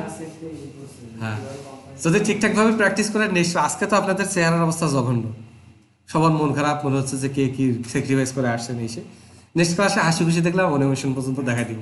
ইনফোগ্রাফিক্স হ্যাঁ, অ্যানিমেশন, ওই যে ইনফোগ্রাফিক্স, ওই ভাই সুন্দর নাম বলছে, ওইরকম ডাটা কিভাবে কালেক্ট করে সেটাও দেখাই দিব। পুরোটা দেখাতে না পারি, সময় না পাই, অর্ধেক দেখাইলাম যে পানি এইখান থেকে এইখানে এইভাবে ঢালে, তো আমি একটা বোতল ঢেলে দিলাম, আর 10টা বোতল আপনারা ঢালতে পারবেন না? আফটার ফিক্সের আফটার ফিক্সের না, ওটার জন্য কিন্তু অত সুন্দর করার জন্য গুগলের অন্যান্য থার্ড পার্টি কোম্পানির কিছু সফটওয়্যার আছে। এই যে এখান থেকে যে ডাটাটা আমাদের গোছাই গেছে, এটা ওইখানে দিলে দারুণ দারুণ অ্যানিমেশন করে। ট্যাবলে তো অত সুন্দর হবে না, কিন্তু আমরা করতে পারবো। তারপর আমরা নেক্সট ক্লাসে একটা, এদিকে আমরা ভিডিও তো শুট করব আজকে তো হচ্ছে, ভিডিও ফরম্যাটে দেখা যাক, আগে অ্যানিমেশনটা করি। তারপর হচ্ছে আমরা এই যে ইন্টারসেক্ট, ইউনিয়ন, জয়েনিং, টয়েনিং সব নেক্সট ক্লাসে আশা করতেছি। না হলে আমরা একটা ক্লাস বাড়াবো বা আরেকটা ক্লাস বাড়াবো, কিন্তু এত কিছু বলতেছি এই কারণে, টোক দিচ্ছে এই কারণে, যাতে বাসায় একটু প্র্যাকটিস করেন, নাহলে আমার নেক্সট ক্লাসে প্রবলেম হবে। ঠিক আছে, আমার প্রবলেম মানে কি, আপনাদের টপিক পিছিয়ে যাওয়া, আমি ওটা সেভ করলাম না। ওকে, এখন আপনারা আমার কাছে কি কি পাবেন, আপনারা যা খুশি কোশ্চেন করলে আমি জানলে অ্যান্সার পাবেন, এটা একটা, এই ভিডিওটা পাবেন,